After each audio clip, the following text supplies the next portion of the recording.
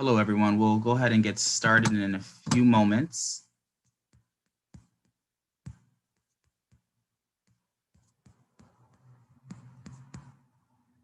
I would just kindly ask our friends at Focus to allow me co-hosting privileges, please.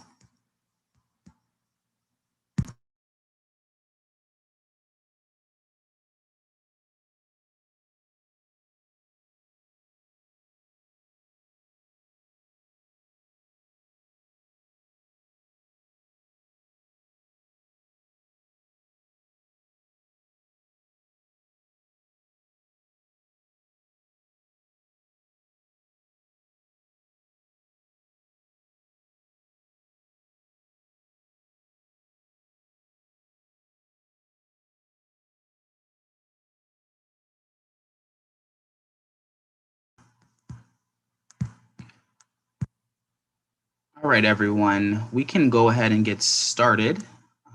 The time now is 7:02 and the date is June 14th, 2021. This is a regular meeting of the Springfield City Council. Madam Clerk, would you please so kind to please take the roll this evening?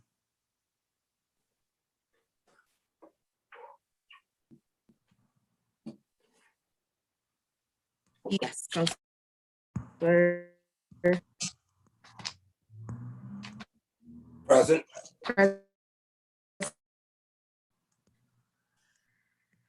Councilor Letterman, Present. present. Councilor Gomez, Present.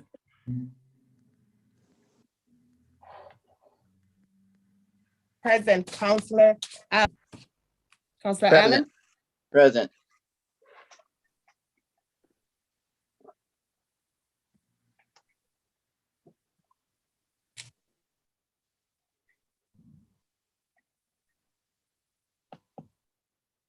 Camille, are you there?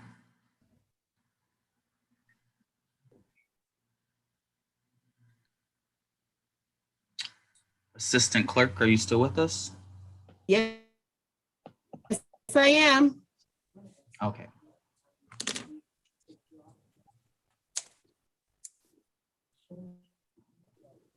Could you please continue calling the roll? Councilor Whitfield.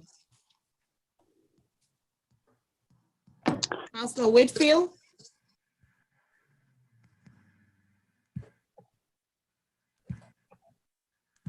Councilor Whitfield, We can come back to her. I see her joining us. Councilor Raymond, Present.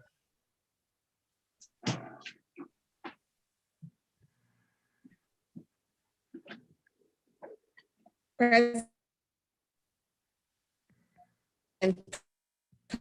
Councilor, Is she saying me? Assistant Clerk, yeah, we're having a little bit of trouble hearing you. You're kind of going in and out.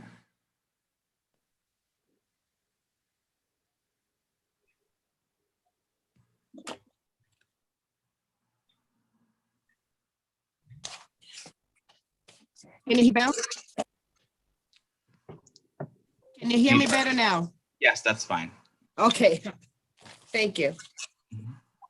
I do apologize. Councilor Walsh, Present. present. Councilor Davila,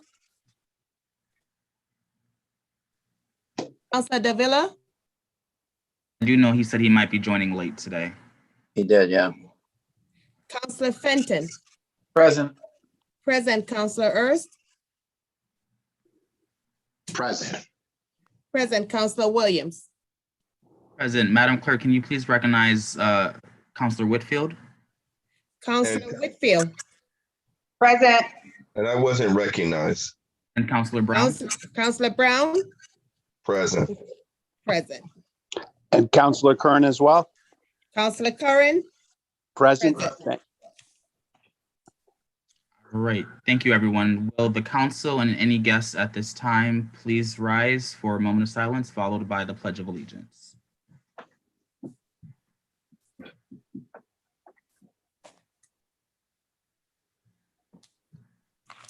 I pledge allegiance to the flag of the United States of America And and to the republic for which it stands, one One nation, under God, indivisible. with liberty The- and justice for all. Thank you, everyone. Before we get into special permits, counselors, do we have any reports of committee this evening?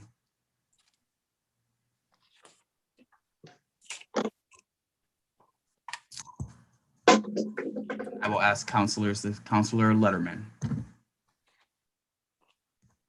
Thank you very much, Mr. President. I have a report this evening from the Committee on COVID-19 Response. The committee met on June 8th for our regular weekly meeting. We were joined by the Commissioner of Health and Human Services, Helen Colton Harris, as well as members of the finance team.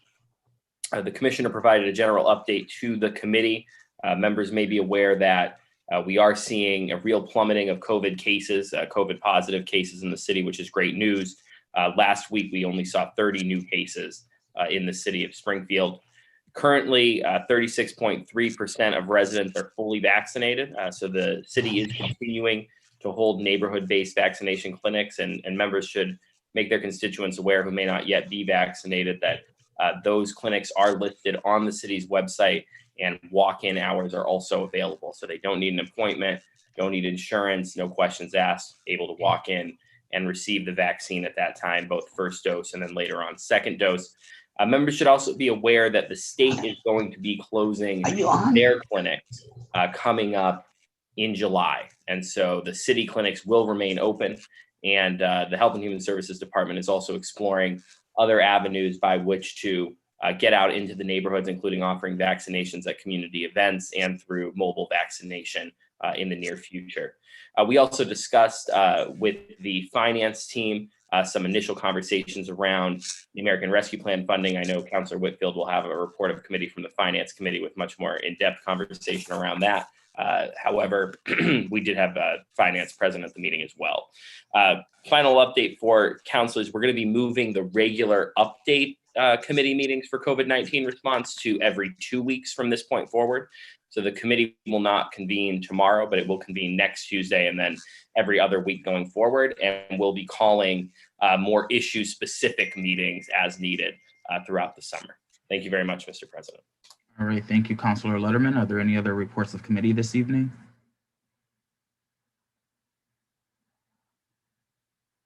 Again, I will ask, are there any other reports of committee this evening? Councilor Whitfield? Thank you, Mr. President.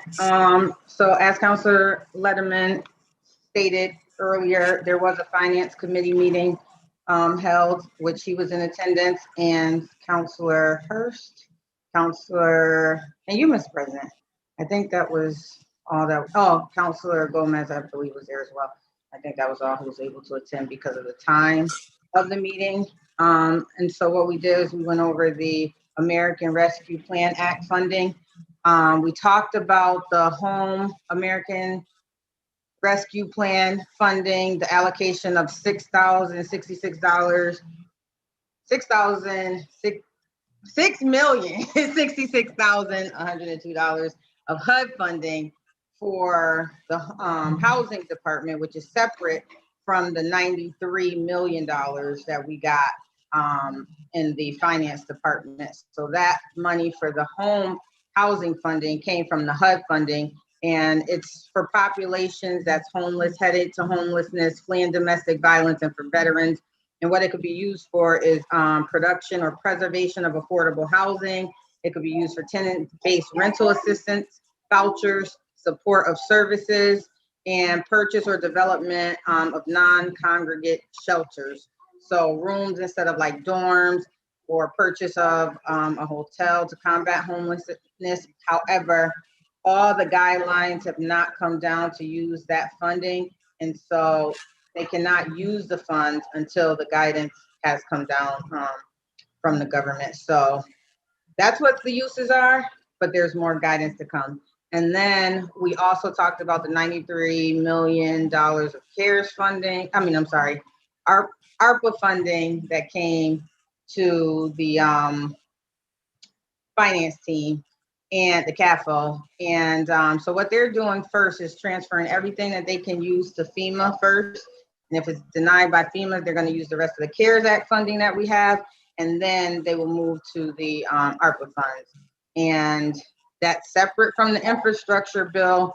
That's also additional funding. And so the ARPA funds is the most flexible funds that they have to date. And it's for economic recovery, social equity, housing, small businesses, nonprofit assistance, premium pay, broadband, health and wellness and mental illness, local government, vaccinations. So it's really, really flexible. At present, they don't know what they're going to do with the funding, but there will be a committee that will go through the funds and see how it will be spent. And so, Mr. President, that's all I have for that. Right. Thank you, Councilor Whitfield, for that comprehensive report. Are there any other reports of committee this evening? All right. Seeing none, Madam Clerk, can you please call the first agenda item tonight? I have here a special permit to operate a pet funeral operation at 142 Oncock Street. All right, Madam Clerk, have we received any testimony in favor of this special permit? Yes, we have. At this time, can you please read those letters and present those audio recordings to those on the call? I have here, this is from Megan Colbeth. Hello, I support Paws Finding Peace and their wish to create a pet funeral home in Springfield. This is overwhelmingly needed for people to feel comfortable with their pets goes after the euthanasia procedure is over. Thank you. Next one, it says, I am a Chicopee resident who used the services of Paws Finding Peace in the last year. This was mainly related to the pandemic, but allowed us to provide final care for our dog in our backyard. Dr. Atkins offers such a valuable service. She is trying to add another step to the compensation services she offered by having a pet funeral home located in Springfield. This would allow her to provide an cremation crematorium. I can only speak for myself, but I hope you will consider voting in favor of this business in your city and for the residents of the area. Thank you, Paula from Chicopee.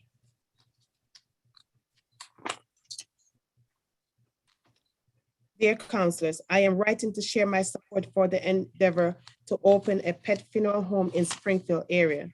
As a local pet care professional, I have operated in a training and daycare facility, K9 Coppers, in our area for the last 20 years. Many of my clients would benefit from having this new service option available to commemorate and handle the final details of their beloved family pets. This offers peace of mind and closure for so many that consider their pets a beloved family member, and especially those that do not have the support and outlet to grieve their lost property when those family members reach the end of life. The method proposed are also a beneficial option for environmental protection compared to traditional options available. Please move forward on permission process for this business. Thank you, Heather from Springfield. Dear Springfield City Council, my name is Yahel and I am a Springfield resident for 30 years. I own my own home and business, dog walking pet sitter in Springfield, and I run a small rescue. I am writing to you on behalf of our animal lovers of Springfield about Paws Finding Peace. Have been in the process of purchasing a commercial property to call home for many long months. They have found a great building in Springfield open our pet's funeral home. Not only will this be a place for families to honor their beloved pets and pick up ashes, it will also house a water-based cremation facility. Most people are only familiar with the flame-based cremation, which is not very environmental friendly. We are planning and opening up an aquamation, alkaline hydrolysis crematorium so that your beloved pets never have to leave our care. Aquamation is often referred to as a green option as it is used very little natural resources and has little to no environmental impact. Thank you, respectfully yours, Yahel. Dear Springfield City Council, I would like to offer my support to Pause Finding Peace and Dr. Lauren Atkins plan to open a pet funeral home. Mr. President, Yes, I'm sorry, Madam Clerk, Councilor Ramos. Mr. President, I'm sorry to interrupt, Madam Clerk. My apologies for interrupting, but it is customary and it is according to our rules and policy that we ask every person who's given testimony to the Springfield City Council to provide their name and address for the record. And I would ask that we not accept any testimony that does not include a name and address. Councilor Ramos, I would certainly agree with that, but Attorney Moore, if you're on the call, can you please chime in on that? I believe that is consistent with how we've done things, and I actually would think it would speed up the process to only accept those that have those certain proponents. So Attorney Moore, please shed some light on that.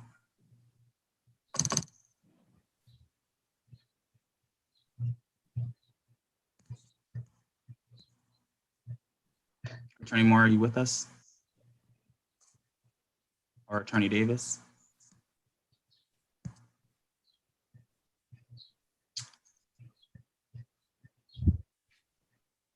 All right, seeing that those individuals are not with us, Councilor Walsh, did you have a comment before I spoke? I don't know if I feel comfortable not accepting public testimony from whoever gives it. And to that point, Councilor Ramos, I do feel unless it was explicitly stated by the clerk's office to allow that address and names need to be included, for this purpose, I think it actually makes more sense to allow for that testimony to be heard, considering that folks are not in front of us to give the name and addresses. I think it's more important that we have the people who are for it and against it and hear all of them. Is there a lot of testimony? Do you know? It's pretty extensive, but nothing different than what we had last time. So it's okay, Mr. President. I don't. Again, I just was trying to speed up the process and going by our rules and regulation. Maybe future reference, we may want to ask for name and address whenever anyone submits testimony in writing. Thank you. Yeah, I certainly agree, and that will certainly be communicated to the clerk's office. Well, as long as we get it all in by 10 o'clock. Yes, appreciate that. Madam Clerk, Councilor Whitfield, did you have a comment as well? I do, because I think it's important to know where the testimony comes from. We need to know if the majority of the testimony is coming from Springfield residents, because it's easy for people who don't live in Springfield to support something that's going up in Springfield. And without having the address, the name and address, we don't know where the testimony is coming from. So yeah, it could be important to people in Agawam or out in Western Mass or somewhere else in the state, but is it important to the people that live right here in the city? And so for that reason, I agree that we should have the names and the addresses so we can know exactly where the testimony is coming from. I'm just stating that, Mr. President, but of course I'm gonna go with whatever decision. No, I really appreciate that. I feel the same way, but just in terms of being consistent, we've certainly read letters in this bifurcated version before and not stated that for those that have submitted testimony by this means. So just to be consistent, we will revisit that for sure. I'm going to allow the clerk to continue. Okay, thank you. Continuation from Megan Corsi, a Springfield resident, and she lives at 110 Old Brook Road. I believe this service would be a benefit to our community and would offer a pet parent additional support during a time of need and grief. Megan Corsi, Springfield. This next one is from Darren Langford, 20 Berkshire Street, Springfield, Mass. Dear Springfield City Council, I would like to offer my support to Paul's Finding Peace and Dr. Lauren Atkins' plan to open a pet funeral home on Oncock Street in Springfield. I believe this service would be a benefit to our community and would offer a pet parents additional support during a time of need and grief. This one is from Megan Pendergrass at 21 Sonia Street, Springfield. Dear Springfield City Council, I would like to offer my support to Paul's Finding Peace and Dr. Lauren Atkins' plan to open a pet funeral home on Oncock Street in Springfield. I believe this service would be a benefit to our community and would offer a pet parents additional support during a time of need and grief. This one is from Megan E. Pendergrass, Springfield again.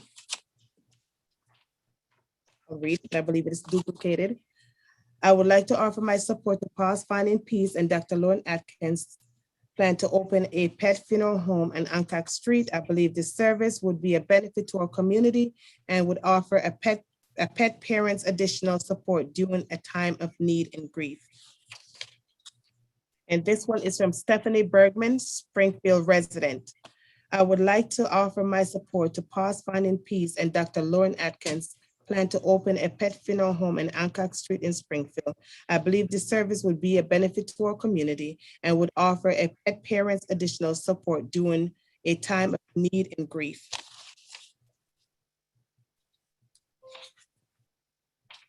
And this one is from Karen Spinelli, 32 Calisco Lane, Agawam.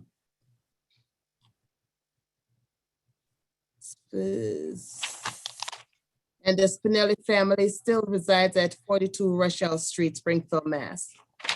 And it reads, I would like to offer my support to Paul's Finding Peace and Dr. Lauren Atkins' plan to open a pet funeral home in Oncock Street in Springfield.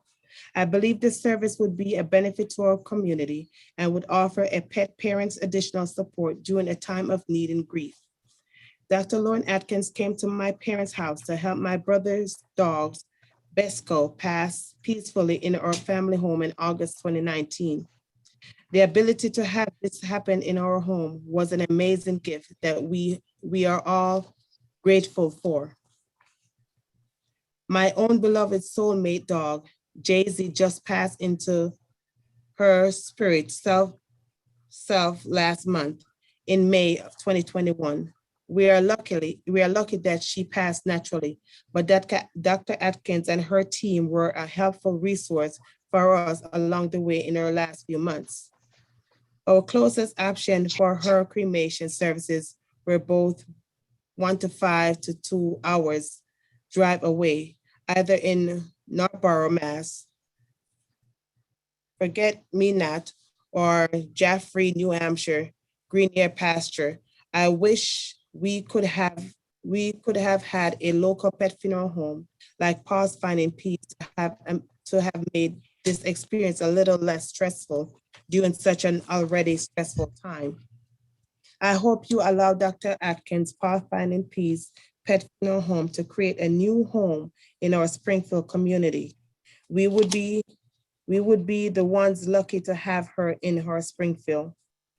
It would be an asset to the families in our community, both the human members and the furry ones, because our pets are members of our families and their care from birth to death. It's directly tied to our own emotional, physical, and financial well-being.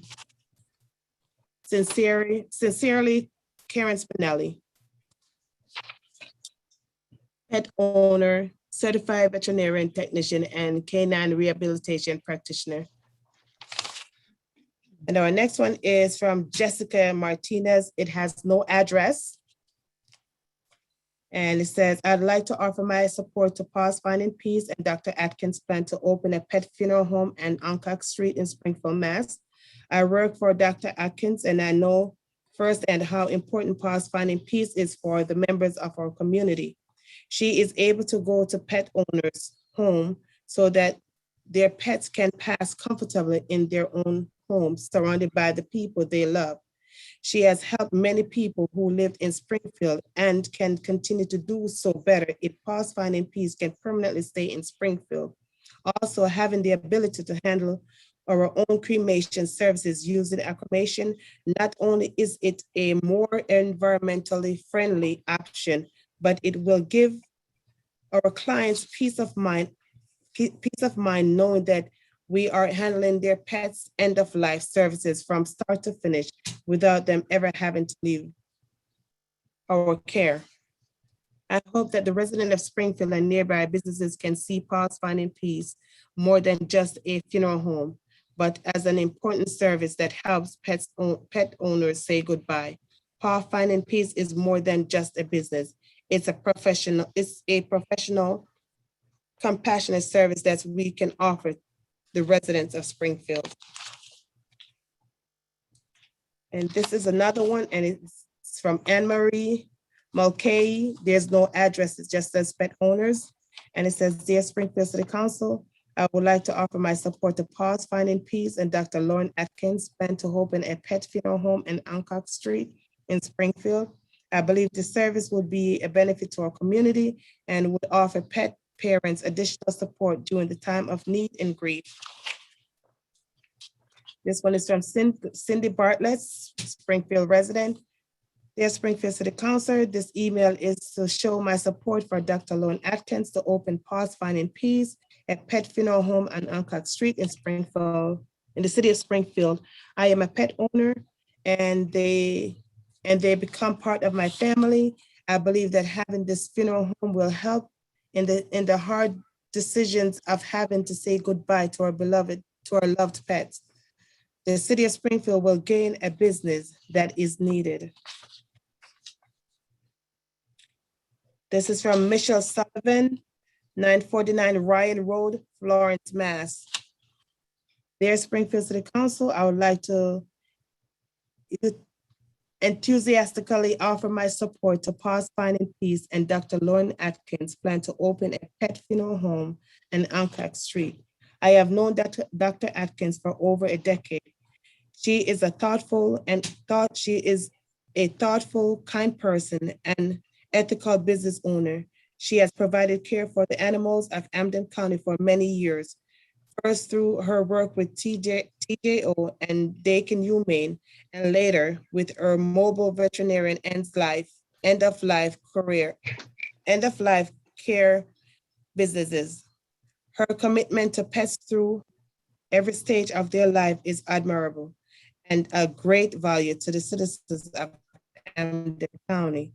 I have no doubt that she would be a true asset to the Springfield business community and encourage you to do everything in your power to support her innovative plan to open a pet funeral home, offering grief support, green burial option to animal lovers in the Springfield area and beyond. Thank you kindly for your time and consideration. And this one, it says, sincerely, Sam Ayers, no address. Says, Dear Springfield City Council, I would like to offer my support to Pause Finding Peace and Dr. Lauren Atkins plan to open a pet funeral home on Hancock Street in Springfield. I believe this service would be a benefit to our community and would offer a pet parent additional support during a time of need and grief. This one is from Christiana Rassicott, 121 Kent Road, Springfield. Dear Springfield City Council, I would like to offer my support to Pause Finding Peace and Dr. Lauren Atkins plan to open a pet funeral home on Hancock Street in Springfield. I believe this service would be of benefit to our community and would offer pet parents additional support during a time of need and grief. I have personally used Dr. Atkins' service on 2 occasions, and I've referred her to several of my friends and family members who have also used her services. She's a very important part of this community and offers a service that is both professional and necessary for pet owners across the board. Her services brings peace to both pets and pet owners. To see her business expanded is exciting and important to all people who own pets. This is from Dorothy Alger, pet owner, Westfield, Mass. Dear Springfield City Council, I would like to offer my support to Paul Finding Peace and Dr. Lauren Atkins' plan to open a pet funeral home in Alcock Street in Springfield, Mass. I believe this service would be a benefit to our community and would offer pet parents additional support during a time of need and grief. Dr. Atkins was with us when our fur baby took her last breath, and it was the most peaceful thing I have ever experienced. Dr. Atkins has such a calm and peaceful presence and treats each pet like her own. She included my children in the process and explained everything to them wonderfully. Paws Finding Peace is the perfect name for Dr. Atkins' practice. They are incredible, and she and her staff and their pet funeral home would be an incredible service for the area pet owners. This one, it says from Karen and Mark, and there's no address. It said, I would like to offer my support to Paws Finding Peace and Dr. Lauren Atkins plan to open a pet funeral home in Alcock Street in Springfield. I believe this service would be a benefit to our community and would offer pet parents additional support during a time of need and grief. And this one is from Leah Davis, and there's no address. Dear Springfield City Council, I am writing to offer my support to Paws Finding Peace and Dr. Lauren Atkins plan to open pet funeral home in Alcock Street in Springfield. Having a local facility would also be a huge site of relief during a stressful time for pet parents. No one wants to send their beloved fur babies to another state for cremation. However, that seems to be the only option, taking a huge risk in losing their remains. I believe this service would be a benefit to our community and would offer pet parents additional support during the time of need and grief. This facility also offers an emotional friendly method of cremation. These days, finding ways to help the environmental is more important than ever. This one is from Paula Boylan, 90 Parker Road. Don't know what state or city, but it says, Dear Springfield City Council, I would like to offer my support to Paws Finding Peace and Dr. Lauren Atkins plan to open a pet funeral home in Alcock Street in Springfield. I believe this service would be a benefit to our community and would offer pet parents additional support during a time of need and grief. I utilize her services for an in-home euthanasia for my poor Jesse, and then he had to be taken away to be cremated somewhere else and then brought back again from that place. It would have been a comfort to know that he had been cared for through the process by Dr. Atkins and honored by it happening in a more environmental friendly way. With the loss of Boston Road Animal Hospital service as it is, this new service is greatly needed and desired by the many pet parents that reside in Springfield. I faithfully paid my dog license, which I know many people don't even bother, but I did because I respect my city and the rules. But we also need the city to respond to the needs of people that are not blessed with children and feel their pets are the closest they will have to a child. I shouldn't have to travel half a way across the state to get this service. I pay a lot of taxes and take care of my home and neighborhood and don't take monies from having children in the school system. So please consider us the alternative, parents of her needs. This is a great service and should have an opportunity to open to serve. Thank you. This one is from Catherine Howell, Springfield resident. Dear Springfield City Council, I would like to offer my support to Paws Finding Peace and Dr. Lauren Atkins plan to open a pet funeral home in Alcock Street in Springfield. I believe this service would be a benefit to our community and would offer pet parents additional support during a time of need and grief. This one is from Kirsten Kuchit. There's no address. It says, good evening. I am writing to you to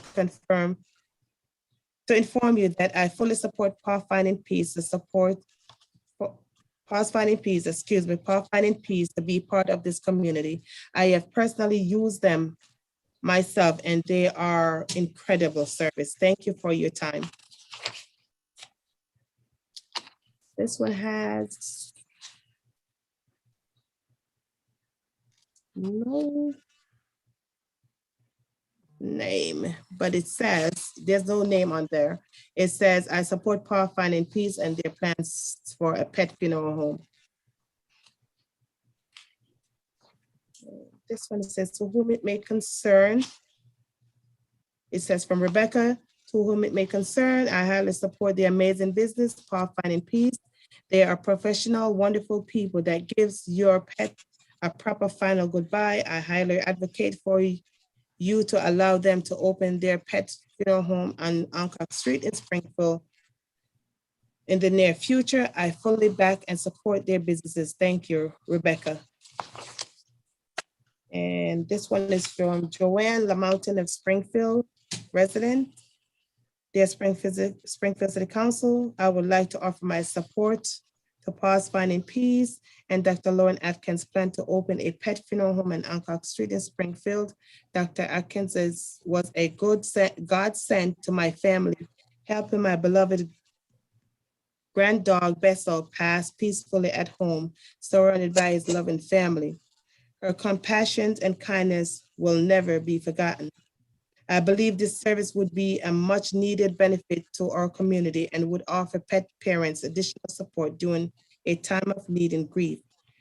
To date, our only option for this service have required drives of up to 2 hours long during an already extremely painful time for families.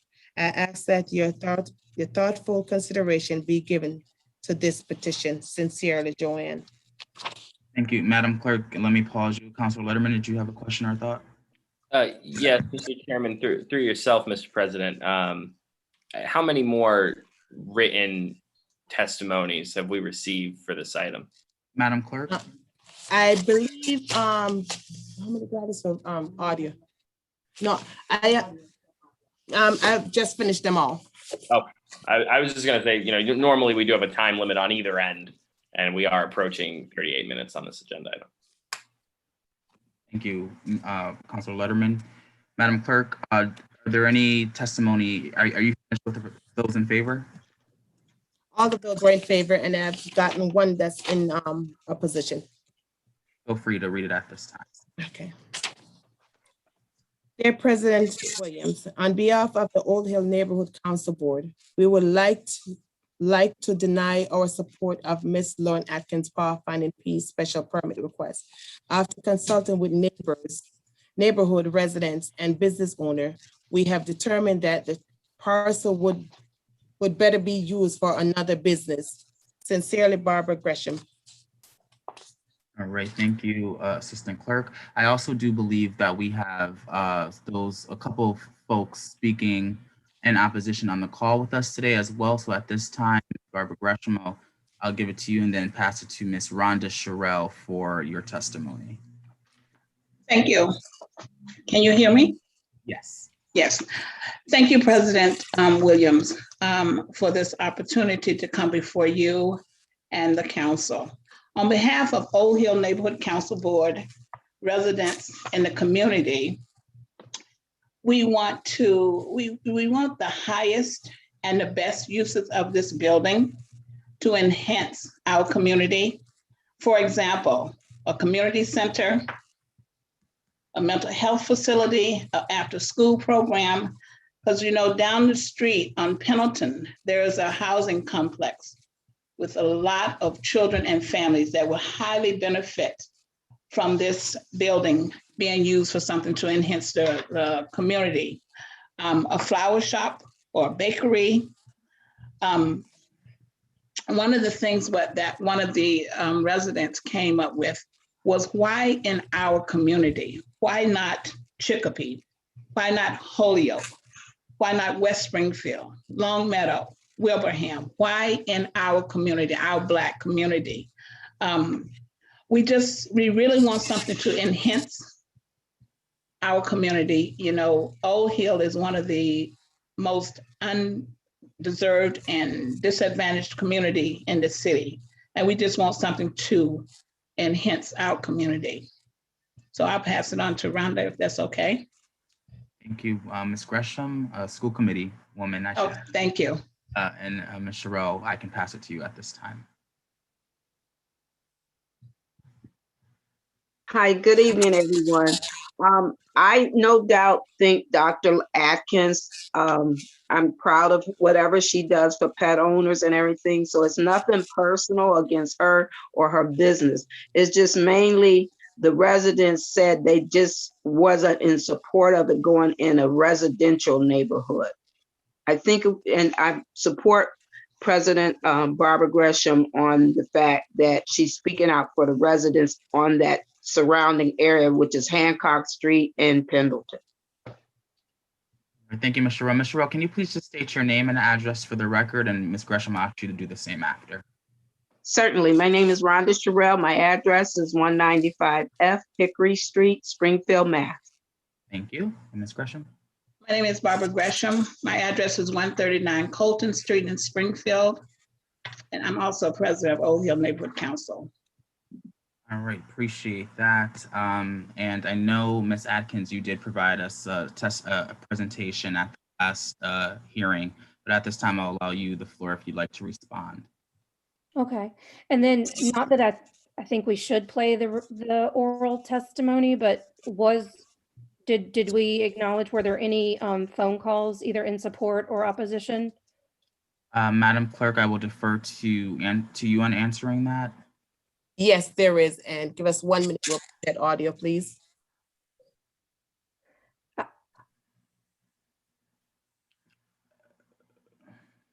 I'm okay if you don't want to hear it and you just want to know the numbers. I don't know the answer to that.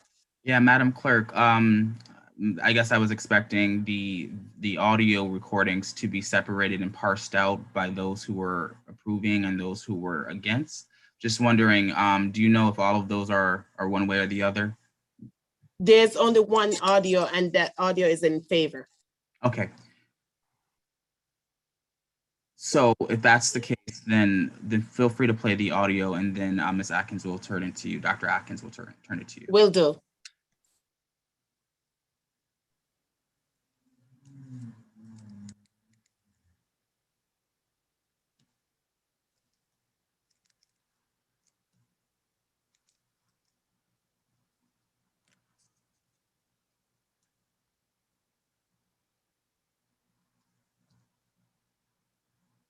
And Madam Clerk, you might need to play it on your phone so that counselors and guests can hear it into the speaker.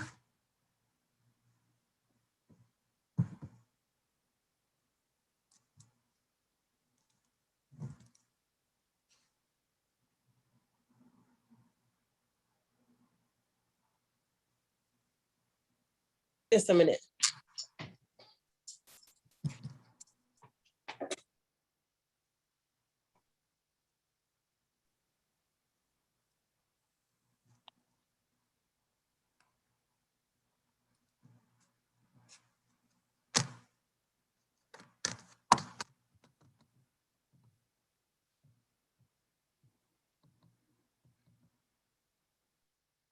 Hi, my name is Kathleen Burns. I live in Springfield, Mass. on Cary Drive. I wanted to lend my support to Dr. Lauren Atkins in her proposal to purchase some property for her new space for bond finding fees. I've had the pleasure of working with her, and she is professional, compassionate, veterinarian, and I believe that Springfield and all of our residents in surrounding towns would benefit from having Dr. Lauren and her staff be part of our community. Thank you. Thank you, Assistant Clerk. Dr. Atkins, I will turn it over to you. Thank you. I've never done screen sharing, but can I do that? I have a very short little PowerPoint. Sure, you should be able to. Actually, I might need to make you a co-host. Give me 1 second. Sure.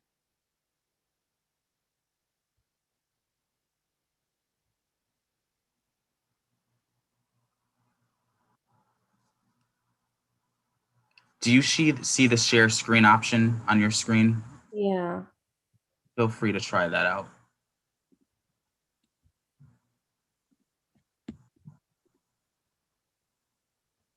Can you see it?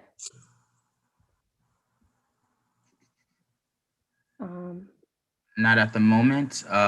Focus, friends, can you please provide some input on how Ms. Atkins can share her screen? I'm not seeing the co-host option here. Should be able to share. Do you have more than one screen?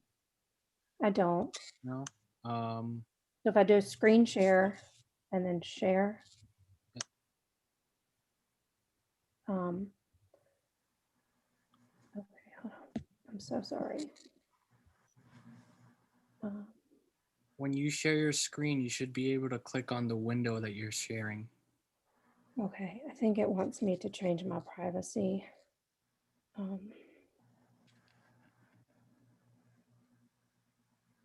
Dr. Atkins, just for the time being, and so we can move things along, feel free just to speak if you can from that presentation, if the sharing option is not available.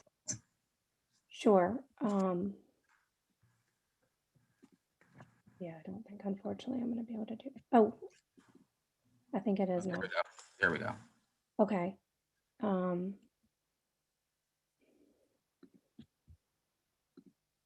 So can you see that?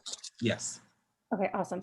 So thank you. I appreciate your take on that. So Dr. Lauren Atkins, Pause Finding Peace, looking forward to moving into 142 Hancock Street. So just to review, Pause Finding Peace offers pet parents an end-of-life option with at-home euthanasia, and we plan to offer an environmentally friendly aftercare service using water-based cremation. So right now we already support our community. When a pet animal passes, we have these little memorial cards that we put into the sympathy card, and it says Pause Finding Peace has made a donation in honor of Lily to the Foundation for TJO Animals. The Foundation for TJO Animals supports the Thomas J. O'Connor Animal Control and Adoption Center in Springfield, Mass. By providing medical and supportive care to homeless animals in our community. Our first year of business, we donated $3,000, our second year, $5,000. So we've already donated $8,000 to Thomas J. O'Connor. And when we make my next donation, which will be for the first half of 2021, that total will be over $10,000.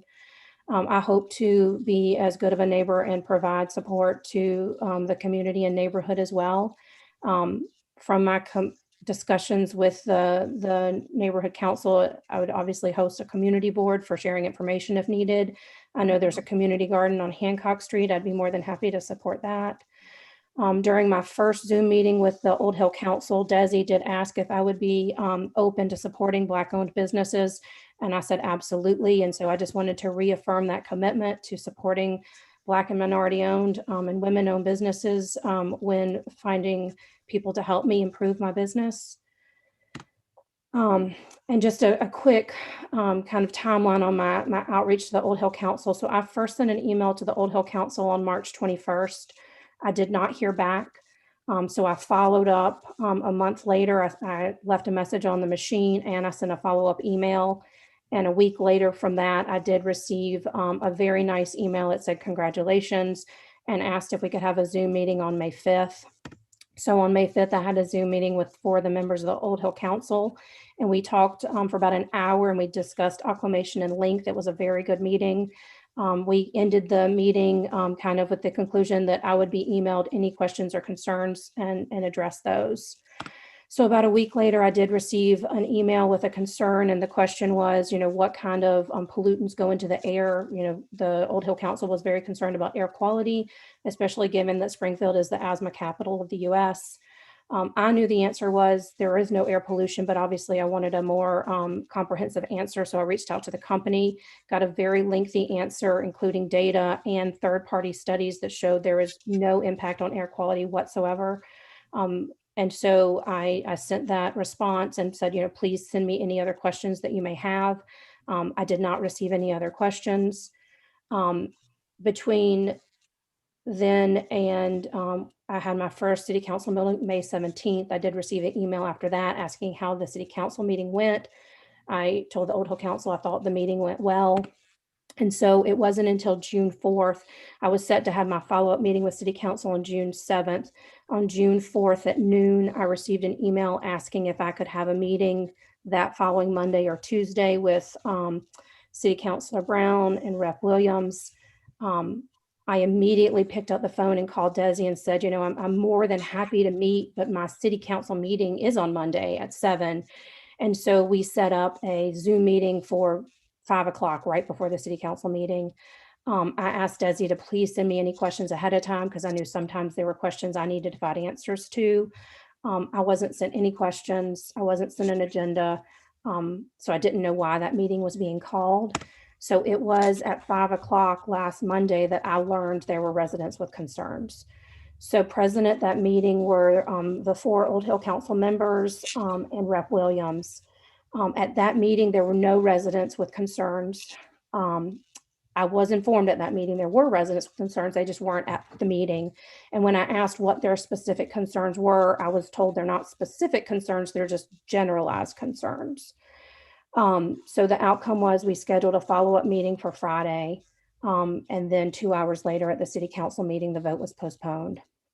And so as soon as City Council postponed the vote, I immediately emailed Old Hill Council and said, please give my cell phone number out to everybody. Anybody who has concerns, give my number out.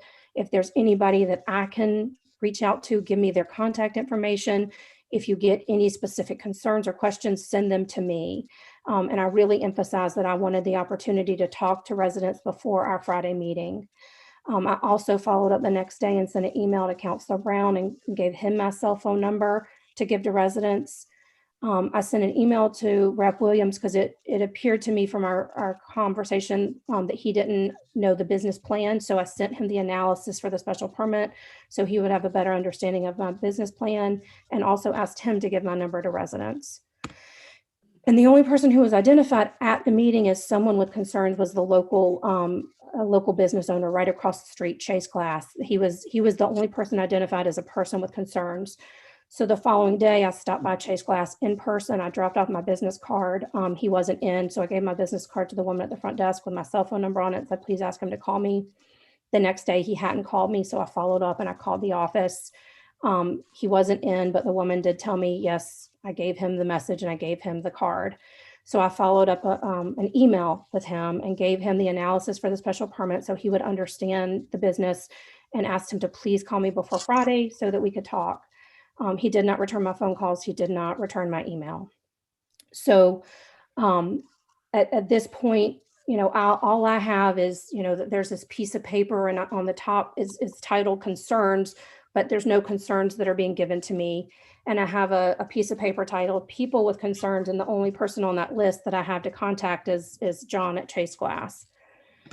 So the whole week went by and I didn't get a single phone call, a single text, a single email, no residents. Old Hill Council didn't send me any concerns. The one person who was identified as concerned didn't get back to me. And it was my impression, and I could have been wrong, that was why the vote was postponed, was, to have the opportunity to talk to residents and answer concerns. I was very thankful that there were some residents who showed up to the Zoom meeting on Friday. So on Friday at 11, we had a Zoom meeting. 3 council members were present. Councilor Brown was there, and I greatly appreciate him giving up his Friday afternoon to be there. There were 4 residents who were present. They were Tyler Street residents, Bernard, Hector, Carol, and Richard, and they were all at John's office. John, the owner of Chase Glass, was there as well. I was there, and then Rep. Williams joined late and stayed on the call for a short time. Although the residents of Tyler Street were in John's office, he hadn't actually shared the information I sent him. So they were unaware of my business plan. So all 4 of the residents at the time thought that I was going to open a flame-based crematorium. And I said, you know, if I thought somebody was going to open a flame-based crematorium in my neighborhood, I would be really concerned too. And I, you know, kind of expressed that not only would I never want to do that personally, that would never be permitted with this special permit. And then I did have an opportunity to explain my current business and my future plans and answer some questions at that meeting. And so, you know, here we are tonight. I very kindly and very respectfully ask that you do vote on my special permit tonight. I will continue to work with the neighborhood council. I will continue to be available for questions. I work within a framework of being professional and open and honest. You know, I probably could have checked my box, you know, March 21st, I sent an email and didn't get a response, but I went back and circled back and called and emailed again. And, you know, the truth is when I got that email on Friday at noon, basically the business day before you were supposed to take a vote, my heart sunk. And I could have easily, I got asked for a meeting on Monday or Tuesday, and I could have easily said, yeah, let's meet Tuesday, you know, knowing good and well that the vote would be Monday, but I will continue to work within that same framework of being open and honest and professional. I do look forward to being part of the neighborhood. This is my third city council meeting, and you all clearly give a ton of your energy and your time for public service. And I just wanted to end by saying I really appreciate all the efforts and the time that you put into improving the city of Springfield. I moved, you know, here 12 years ago to work on Union Street, and I worked at Thomas G. O'Connor for years. I consider myself, you know, part of the community, even though I live in Holyoke. Thank you. Thank you, Dr. Atkins. So thank you. And just stop sharing your screen, please. Okay. Perfect. All right, thank you. At this time, I'm going to open up to the city council body for any questions of the petitioner.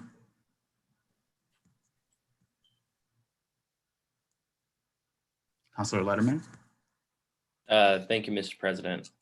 Dr. Atkins, what's your ownership status of the property right now? We're set to close in 2 weeks. So you have a purchase and sale agreement? Oh, I'm 2 weeks from closing. I'm very, very far into the process. Yeah. You're familiar with the recommended conditions related to property improvements? The ones that are in the planning. Correct. Yeah. Oh, yes. Yeah. There's definitely outside improvements, and I'm absolutely going to take care of those. Okay. I'll yield the floor at this time, Mr. President. All right, thank you, Councilor Letterman. Councilor Allen. Thanks, Mr. President. Dr. Atkins, could you explain the difference between flame-based crematory services and water-based? I don't have any knowledge of that. Sure. And the truth is most people don't. So flame-based cremation, the units themselves are large. They're brick lined. So, you know, they're kind of like ovens. They get to incredibly high temperatures, and they're the energy source is usually fossil fuels like propane or gas. And so an animal or an individual is put into the oven, and flame is used to reduce the body to bone, which then causes, you know, that then the bone is used to make the ash that's returned. And the flame-based cremation industry is heavily regulated because of the exhaust. It does pollute the air pretty significantly, so it's a regulated industry. Water-based cremation uses electricity versus fossil fuels, and it doesn't use temperature. It uses the movement of water to reduce the body to bone, and there are no emissions into the air. So the animal is cremated through the use of water? Correct. Well, it's called alkaline hydrolysis. So that's the scientific name. And so it's a tank that has water at a certain temperature. It's not boiling, but it's not room temperature. So slightly heated water, a basic solution. So the pH is raised, and then the water is circulated. Okay, so is it your belief that, I'm presuming it is, but is it your belief that flame-based cremation could be a detriment to a neighborhood, whereas water-based cremation is not, from an environmental, sound, et cetera, point of view? Is that what you're saying? Well, flame-based cremation, their exhaust, it does pollute the air. And versus the water-based cremation, it's all, I mean, the truth is people are going to drive by and have no idea what's going on there. Like it's housed inside a building. And so there are no negative effects on anyone surrounding the area. Okay, thank you. Thank you, Councilor Allen. Councilor Brown. Thank you, Mr. President. Thank you for being here, Dr. Atkins. I was just curious as far as the notification process you said you had before purchase. Is a process what you pay at the clerk and the clerk gives the information to the residents? Was that the process you used, Ms. Atkins? So part of so I can only speak to it from from my seat, but correct, I was told that the notification process. So when I applied for the special permit, I had to pay some unpaid fines, and then I got a letter from the city clerk's office, and had to make payment so that the abutters could be notified and a newspaper ad would go out. And so that's what happened from, my seat. Okay, because I just, and that's, and I know, basically it's a no fault of your own, but is that the common process? Maybe one of my colleagues could let me know, because it seems like a lot of the people, this isn't the first time where it's not the constituents or the actual residents' fault. It's like sometimes they're just not getting the information, because honestly, the residents didn't get the information. So even in that last meeting, they thought she was going to burn bodies. They didn't know they didn't know. So is there some way, is there some misconnect that we're missing as far as letting the community know what's going on? Councilor Brown, the clerk's office handles those kind of advertisements, and I don't know if they're willing to speak to that question today. Those notices do go out by the clerk's office.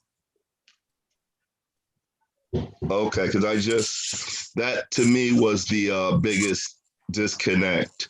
I believe that the petitioner really didn't have an opportunity to convince the community. The community didn't know what she was doing, and they're afraid. So they are, of course, I don't believe the process was done correctly. Thank you, Mr. President. All right, thank you, Councilor Brown. Councilor Walsh. Thank you, Mr. President, and thanks everybody involved for their testimony. Dr. Atkins, I'm just wondering a little bit about the business. Are there many employees in this particular enterprise? So right now, I mean, we're in a growth phase, and there's more demand than there is ability to serve. So right now I have my client service liaison, Jessica Martinez. She works remotely. And right now that's us, we're the team. And so once we have the building, our team will likely grow, but max of, I can imagine in 2 years, we might have 2 more employees. But yeah, so right now it's just enough. I think we always want to know when there's a business in a neighborhood, whether or not there'd be an opportunity for residents in the area for job opportunities. And that was my question. Yes. So when it comes time to hire, I definitely, I mean, I talked about having a community board. Like I love the idea of hiring locally. And so, yes, I will consider that. Some of my job, like obviously when I might need to hire another veterinarian, there's limited veterinarians, but for support staff, absolutely. Okay. You know, Mr. President, this is very tricky. I mean, I think we all realize from some of the issues that we've had before us on the city council that Springfield is definitely a city that loves their pets, that pet owners. I am currently not a pet owner, but I am grandmother to a cat. I mean, people really love their pets. And I think it's unfortunate there's this disconnect with the old hill, because I think there's a need for this. I mean, when you listen to that heartfelt testimony, obviously there's a real need for a business like this with somebody who's caring. And it seems to me the doctor has tried to reach out to the community. So I'm going to support it. I think it feels the need. Thank you, Councilor Walsh. Councilor Whitfield. Thank you, Mr. President. My first question is for you. I see that John, I don't know how to pronounce the last name, so I'm gonna give it a try. John Lanuka is on the line, and I don't know if they signed up. I know we heard 38 plus minutes of testimony for the proponents, but I don't know if they signed up on the opposition side. No, Councilor Whitfield. I'm not sure. I did see that, and I'll give them maybe just a second to respond to that. But at this moment in time, we are accepting, the questions, comments from councilors to the petitioner. We are at that point in the hearing, and I do not want to go back to hear more testimony since that portion we've passed several times over. Well, we passed it, but it was like we were listening to the opposition, and then you jumped right to Dr. Atkins, and we didn't get an opportunity to ask if I didn't even hear you say, was there any more testimony from the opposition? I didn't even hear that because it was kind of like it just moved through. And so I just wanted to know if they signed up to speak. That's all I was. They were not on my list for folks. So I mean, that's the greater point. They were not on my list. Okay. That was the question that I was asking. I wasn't trying to make a point. I was asking a question, but I do have a couple of points. One of them is that I agree with Councilor Brown as far as the notifications going on. I run C3 meetings every week, and not one time did anyone mention that this organization was coming to the neighborhood that we usually discuss. Organizations coming to the neighborhood. So I don't know how the notification is getting out, but over and over again, I have said we need to advertise in in different media outlets that reach all neighborhoods, like Point of View, Metro Records, some of the Latino newspapers, so we can reach all communities, because not everyone is a Republican fan or a Mass Live, or however the notifications go out. So we need to do better in that aspect as a city and diversify, because diversity, equity, and inclusion is important.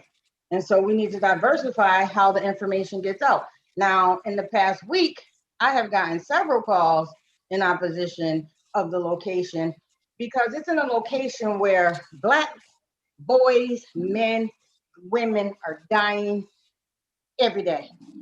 And I don't hear this level of support from people, especially in different communities, about that.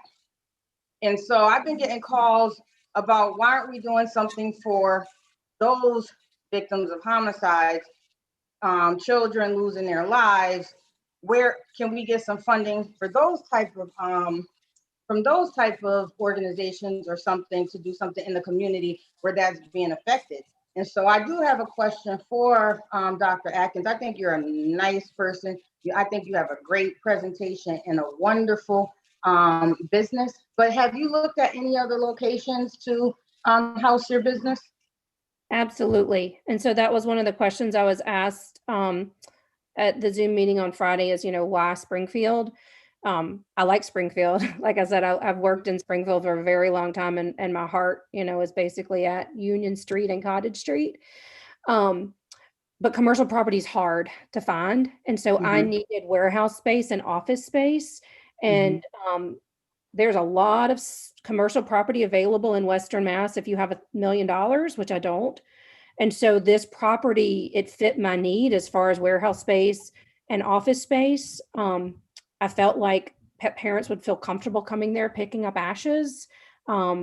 And so it really, it wasn't that like I targeted any community. This property fits exactly what I need. And it is really hard to find that combination of warehouse space and office space.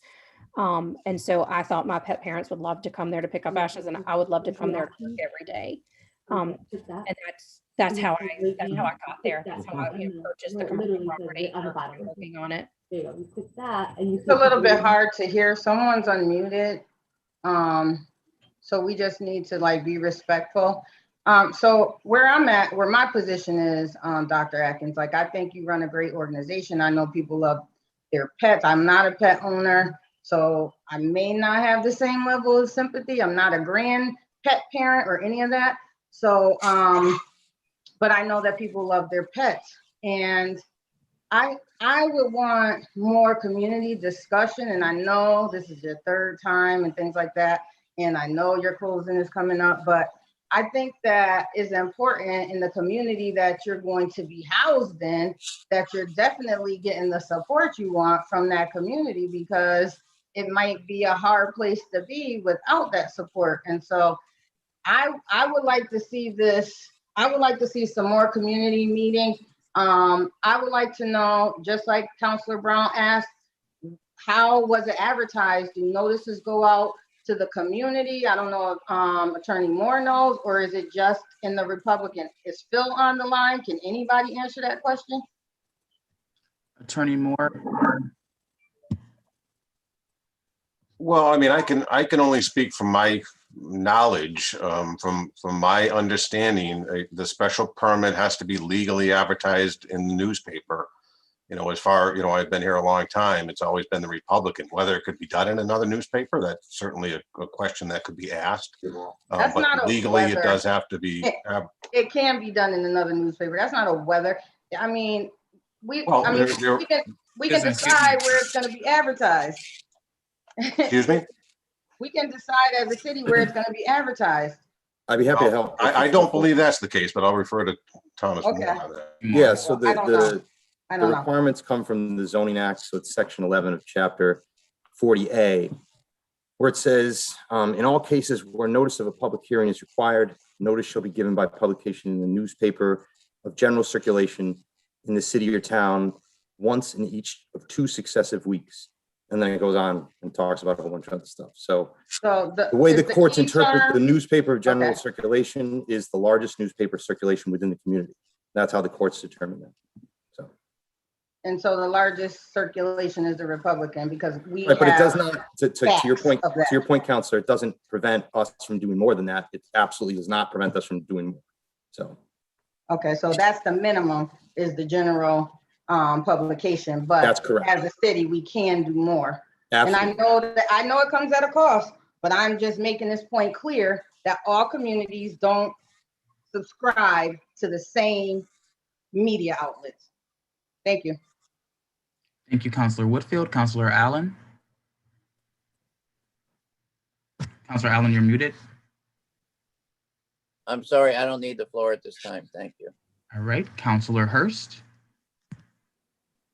Thank you, Mr. President. I just want to echo the sentiments of Councilor Brown as well as Councilor Whitfield.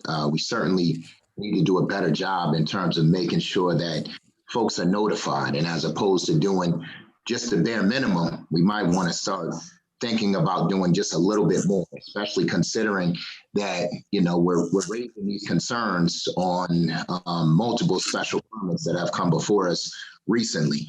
The second thing, Mr. President, is that I would like to hear from John in terms of, you know, I guess I have a question for him since that might be appropriate at this time.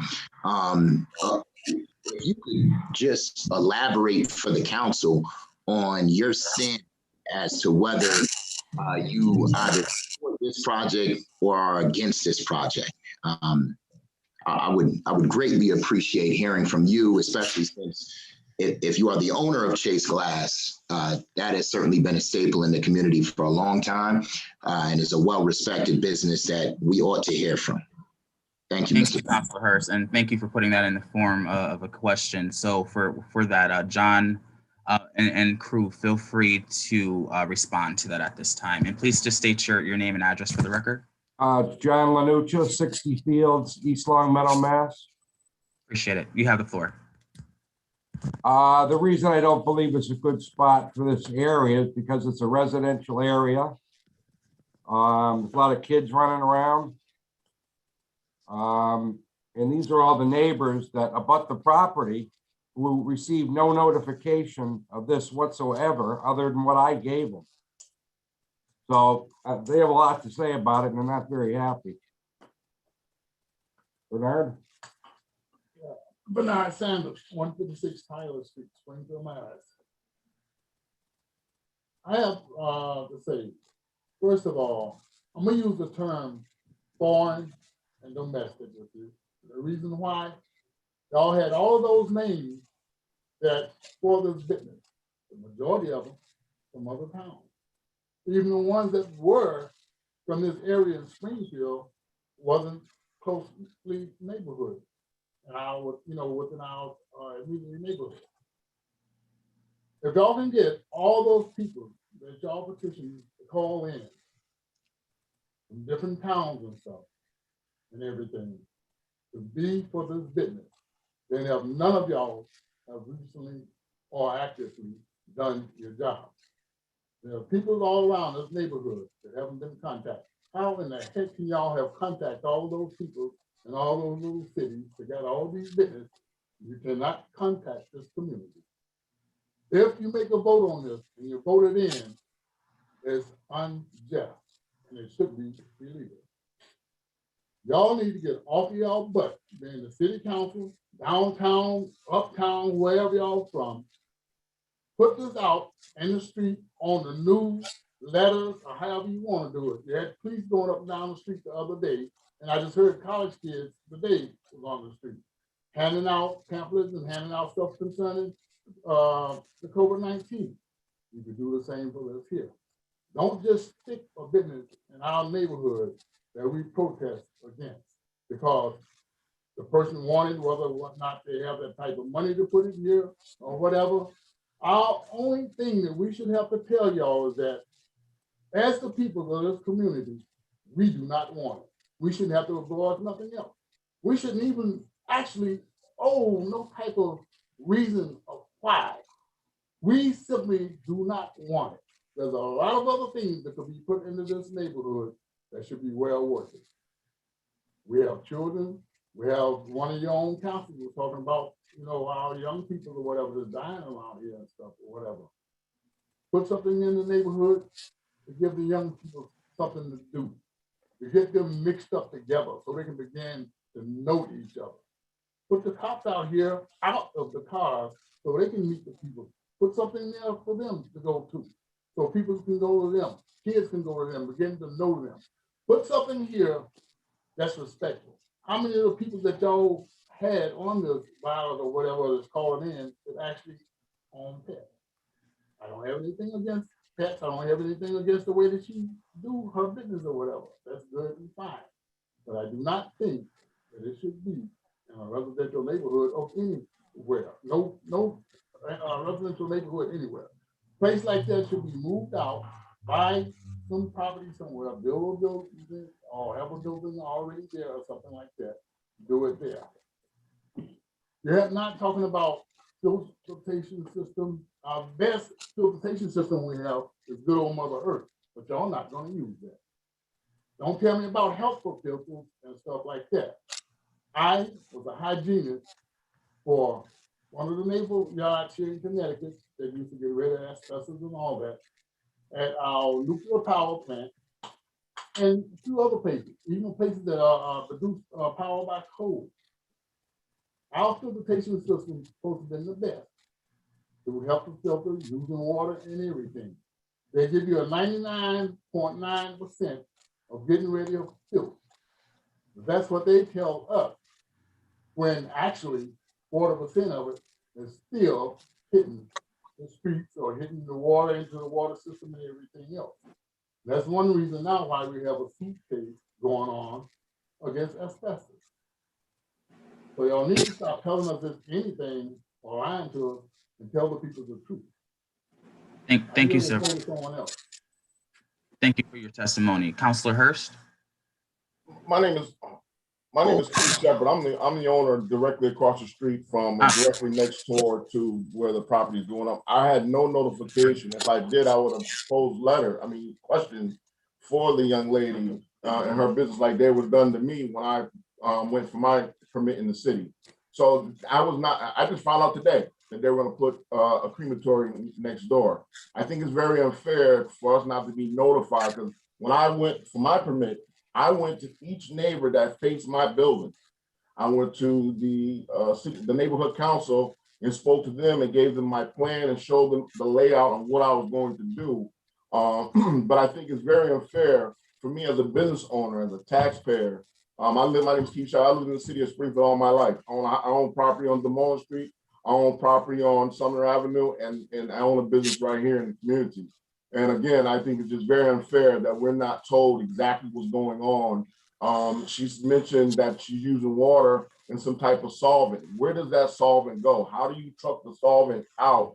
What happens to the fur? What happens to the bones? All these things are very pertinent questions and concerns, because I have young children and so on and so on. So we need to know this before there's really a real hardline vote on what is going to happen with the solvents and the other things regarding her business. Appreciate your testimony, and I see Councilor Hurst and Councilor Letterman with their hands up in the queue. After that, I'm hoping that some action, whether this is going to be moved or for further discussion, as we have a very robust agenda this evening. I do want to move through the item, but Councilor Hurst, feel free. Yes, I'd actually like to make a motion to continue this item to give the petitioner one more opportunity to reach out to the business owners in the surrounding area, as well as the residents, in hopes that there may be a resolution and more explanation could be had. Right now, I'm of the opinion that I can't support this with so many questions looming. And so to give the petitioner an opportunity to do some more due diligence, I will make a motion to continue this item. I know, what do we have, 90 days, Mr. President, or automatically granted. So I'm not sure on what day we are, but I don't think we're at the 90-day limit yet. And so before it's automatically approved. So I would make a motion to continue this item. Second. All right, a motion has been made and properly second. Councilor Allen and Letterman on the motion, or a separate item? On the motion. Councilor Letterman. Two questions and points on the motion, Mr. Chairman. I'm not against giving more opportunity for residents and the petitioner to meet. But the two questions I have, one is that in addition to being advertised in the paper of record, special permit hearings are also supposed to have notice sent directly to all abutters 300 feet out. I would like us to find out if that was done, because if it was not done, there is a serious problem. Number two, so I'm hopeful that the clerk and our attorney can go back and audit how this meeting notice was issued for the original hearing last month. The second question relative to continuing this item, when is our next meeting and when it would appear? And if that meeting is particularly far out, I think that we as a body need to schedule a special meeting to hear the permit, because I think that both the petitioner and the residents have appeared many times before the council and deserve to have some level of opportunity to see closure on the issue. So when is our next meeting? The next regular meeting is scheduled for actually next month around this same time. Considerable amount or delay, I should say, for the next regular. And I would certainly be agreeable to holding a special meeting, considering that we could establish quorum for that to hear to continue this request. All right. And the only other item I would say is it's hopefully that we may be able to, it sounds like Dr. Atkins has a relationship with the neighborhood council already, but to the degree that counselors can appropriately, within the confines of our restraints because of the open hearing, facilitate communication to make sure that everybody is actually able to communicate that wants to. I think that will be important so that by the time we reach another hearing, we have enough facts to be able to reach a conclusion. Thank you, Mr. President. All right, thank you, Councilor Letterman. Councilor Allen on the motion. Yeah, I just want to point out that we have a meeting 2 weeks from tonight, which is a hearings meeting. Next week is so, maybe that could be used on Monday, June 28th. Yeah, that's actually not a bad thought, Councilor Allen. It could be considering just because of how long this is taking, a concern as well. Councilor Fenton on the motion. Thanks very much, Mr. President. I'm going to support the motion. I'm going to support the neighborhood council and Councilor Brown and the ward councilor on this subject. I did want to point out, because we're continuing to the applicant, I was going to wait until later in the hearing to see how this went to bring this up. But in this in-between period, one thing that I would think is critical to address is that the parcel known as Northside Pendleton Avenue is zoned as Residence B, and this crematorium use is not permitted in that zone. Some of your parking is going to utilize that parcel, and personally, I don't see how we can approve a special permit for this type of use that uses a Residence B zone. So I'd like that question answered before the next meeting. Thank you. Thank you, Councilor Fenton. Councilor Ramos on the motion. Mr. President, I do support the motion to continue. However, I would point out that this is the second time that we have heard this petitioner from this petitioner. And I just hope that I would suggest that there be a 5-minute limit on proponents and opponents at the next meeting, because we've already heard from both sides extensively, Mr. President. All right, thank you, Councilor Ramos, duly noted. Right, so there is a motion on the floor that's been properly seconded. At this time, Madam Clerk, can we please call the roll on continuing this item? Yes. Councilor Edwards on the motion. Yes. Yes. Councilor Letterman. Yes. Yes. Councilor Gomez. Yes. Yes. Councilor Allen. Yes. Yes. Councilor Curran. Yes. Yes. Councilor Whitfield. Councilor Yes. Whitfield. Yes. Councilor Ramos. Yes. Yes. Councilor Brown. Yes. Yes. Councilor Walsh. Yes. Yes. Councilor Davila. Councilor Davila. Absent. Councilor Fenton. Yes. Yes. Councilor Ernst. Yes. Yes. Councilor Williams. Yes, thank you. The continuation has been approved, and this meeting will be continued until the next hearings meeting of the Springfield City Council, which I believe is scheduled for June 28th. Madam Clerk, can you please call the next item on the agenda? Yes, I have here a special permit to operate a medical treatment facility known as 281 Cottage.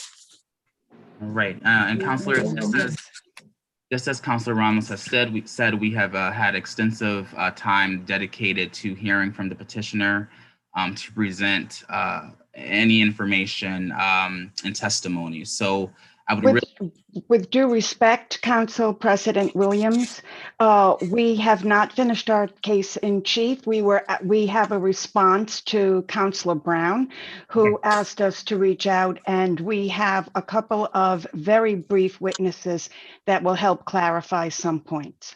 All right, Mr. Bozzo. I think a lot of that can also be addressed by way of the councilors asking questions. Well, I think that's what happened, Council President Williams. Mr. DeBlasio, please. At this moment in time, you do not have the floor, Councilor Fenton. Mr. President, in light of Mr. Blasio's commitment to making further testimony, I think we should afford her that time. And so I would make a motion to continue this matter to a further date. To another date, you said, Councilor Fenton? Yeah, to a future date where the president can find time in the agenda to allow her the time to continue her case in chief, as she said, and for me to continue my questions. That's in the form of a motion. All right. By Councilor Fenton and seconded by Councilor Ramos. Madam Clerk, can you please call the roll if there's no discussion on continuing the Whitfield on the motion? Thank you. I just want to ask Mr. Blasio in the future, the reason that it's getting continued is because there's a rule of order and it's disrespectful to interrupt our council president when he's giving guidance on the way the meeting is going to be run and should be run. And you've done that on several occasions, and please do not interrupt me.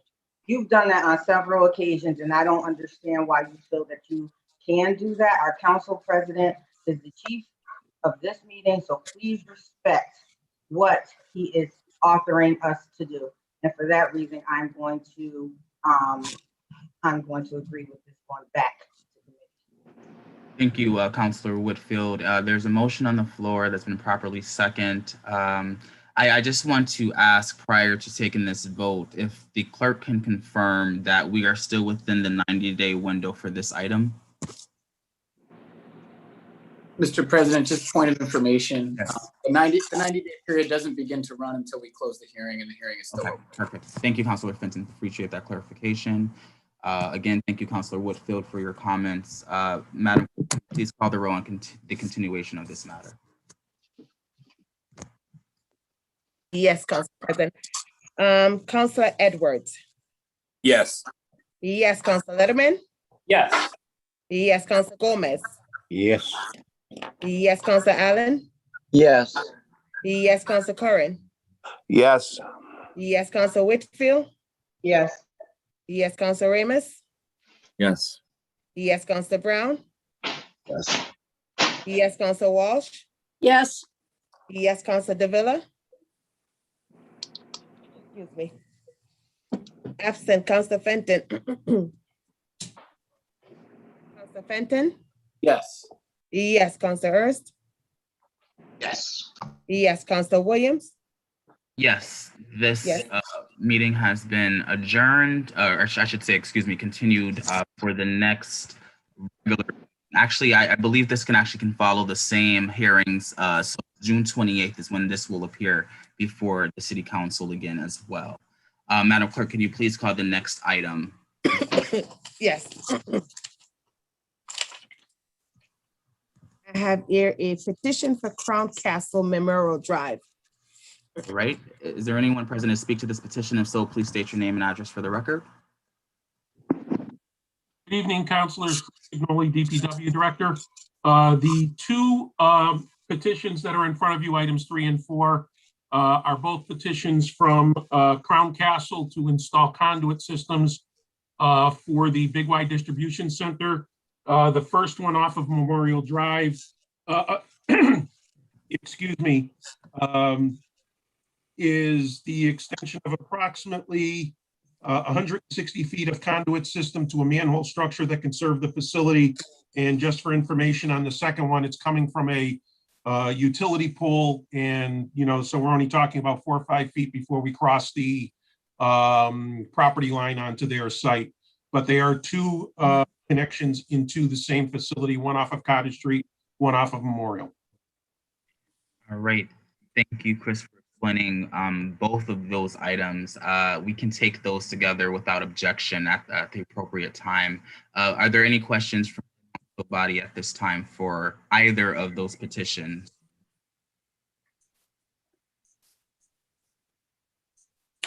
And I'll ask, are there any questions from the council at this time? All right, seeing none, Madam Clerk, can we please take items 3 and 4 together, as they are both similar petitions? I think that would be appropriate. Excuse me. 3 and 4. And this is a roll call vote for item 3 and 4 petition. Yes. Edwards. Councilor Edwards. Yes. Yes, Councilor Letterman. Yes. Yes, Councilor Gomez. Yes. Yes, Councilor Allen. Yes. Yes, Councilor Curran. Yes. Yes, Councilor Whitfield. Yes. Yes, Councilor Ramos. Yes. Yes, Councilor Brown. Yes. Yes, Councilor Walsh. Yes. Yes, Councilor Davila. Absent, Councilor Fenton. Yes. Yes, Counselor Ernst. Yes. Yes, Counselor Williams. Yes, the petitions have been approved. Madam Clerk, can you please call agenda item number 5? Yes. I have here at, excuse me, ARP Fund, $6,066,102. All right. Is there anyone present to speak to this grant? Please just state your name and address for the record. Mr. President, Tim Sheehan, 26 Eckington Street, Springfield, Massachusetts, and I believe Jerry McCafferty is in the meeting as well. Councilor Whitfield did an excellent job outlining the discussion in the Finance Committee with regards to this grant. Both Jerry and I would be happy to take any questions that the council might have. All right. Thank you, Tim. Are there any questions at this time from the council? Again, I will ask, are there any other questions from the council at this time? Councilor Walsh? Yes, thank you, Mr. President, and thank you, Tim, for being here. Any specific examples of what the money might be used for, bricks and mortar?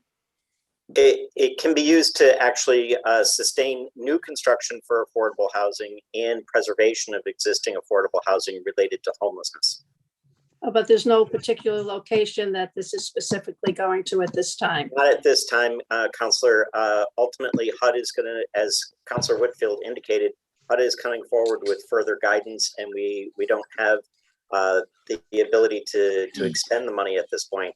But there are discussions with the homeless community and the advocates about the needs that are ongoing with that population. So would it be fair to say it might be an application process, or? Jerry, do you have thoughts on that? Excuse me. I think parts of it will certainly be an application process. We will need to create a substantial amendment to our HUD action plan, which describes the various uses. So we'll have a public process to get to the uses. Okay. And then after those uses, some of them may be direct grants, some of it may be things that the city does on its own, and some of it would be competitive process to identify providers. Jerry, if I'm not mistaken. I'm sorry, Tim. I'm sorry, Tim. I'm sorry. Ms. McCafferty, please state your name and address for the record. I apologize. I'm Jerry McCafferty. I'm the Director of Housing for the city. Appreciate it, Tim. Jerry, just to put further clarification on that, as we go through the substantial amendment to the action plan, there would be ongoing community outreach with regards to that in terms of its preparation. Absolutely. Yes. Thank you for that clarification. All right. Thank you, Councilor Walsh. Councilor Whitfield. Thank you, Mr. President. And for the benefit of the council, I wanted to say that Tim, the whole finance team, Tim Sheehan, I know there's different Tims, Jerry, the whole finance team, CAFO, TJ Plant, all were open to keeping us in the loop with the action steps they're going to take. They were all open to making sure they do many community outreach efforts. And so we will not be kept in the dark with how this funding will be used, because they actually want us to be able to spread the news to our respective communities as well. So it was a great finance meeting. It was to the point, and everybody was on board. We're working together. So I just did want to say that. All right. Thank you, Councilor Whitfield. Are there any other questions or comments from the council at this time? Any other questions or comments? Seeing none, may I please entertain a motion to approve the grant? So moved. Second. Motion made by Councilor Allen and seconded by Councilor Whitfield. Madam Clerk, can you please call the roll in accepting the grant? Yes. Councilor Edwards. Yes. Yes, Councilor Letterman. Yes. Yes, Councilor Gomez. Yes. Yes, Councilor Allen. Yes. Yes, Councilor Curran. Yes. Yes, Councilor Whitfield. Yes. Yes, Councilor Ramos. Yes. Yes, Councilor Brown. I'm sorry, Councilor Brown, I didn't hear you. Yeah. Yeah. Yes, Councilor Walsh. Yes. Yes, Councilor Villa, absent Councilor Fenton. Yes. Yes, Councilor Ernst. Yes. Yes, Councilor Williams. Yes, the grant is approved. Can you please call the next item before us? I have here item number 6, DPW Transportation Construction Grant, 200,000. Please state your name and address for the record. Good evening, councilors. Chris Signoli, DPW Director, 89 Bennington Street, Springfield. DPW made application through the Mass Gaming for impact, additional impacts on the casino. All right, I'm hearing a lot of Getting drowned out. Thank you. Getting additional impact for casino work. We were awarded the maximum of $200,000, and we will be using money to pave Dwight Street from Frank B. Murray to Crew Street, which is in dire need, and that will be done with the paving contract that we will be starting July 1st of this year. We will also be doing some paving on Hampton Street as well. Right, thank you, Chris. Are there any questions for Chris at this time from the council? Again, I'll ask, are there any questions from the council at this time? All right, seeing none, I will entertain a motion at this time to accept the proposal. So moved. Motion made by Councilor Walsh and seconded by Second.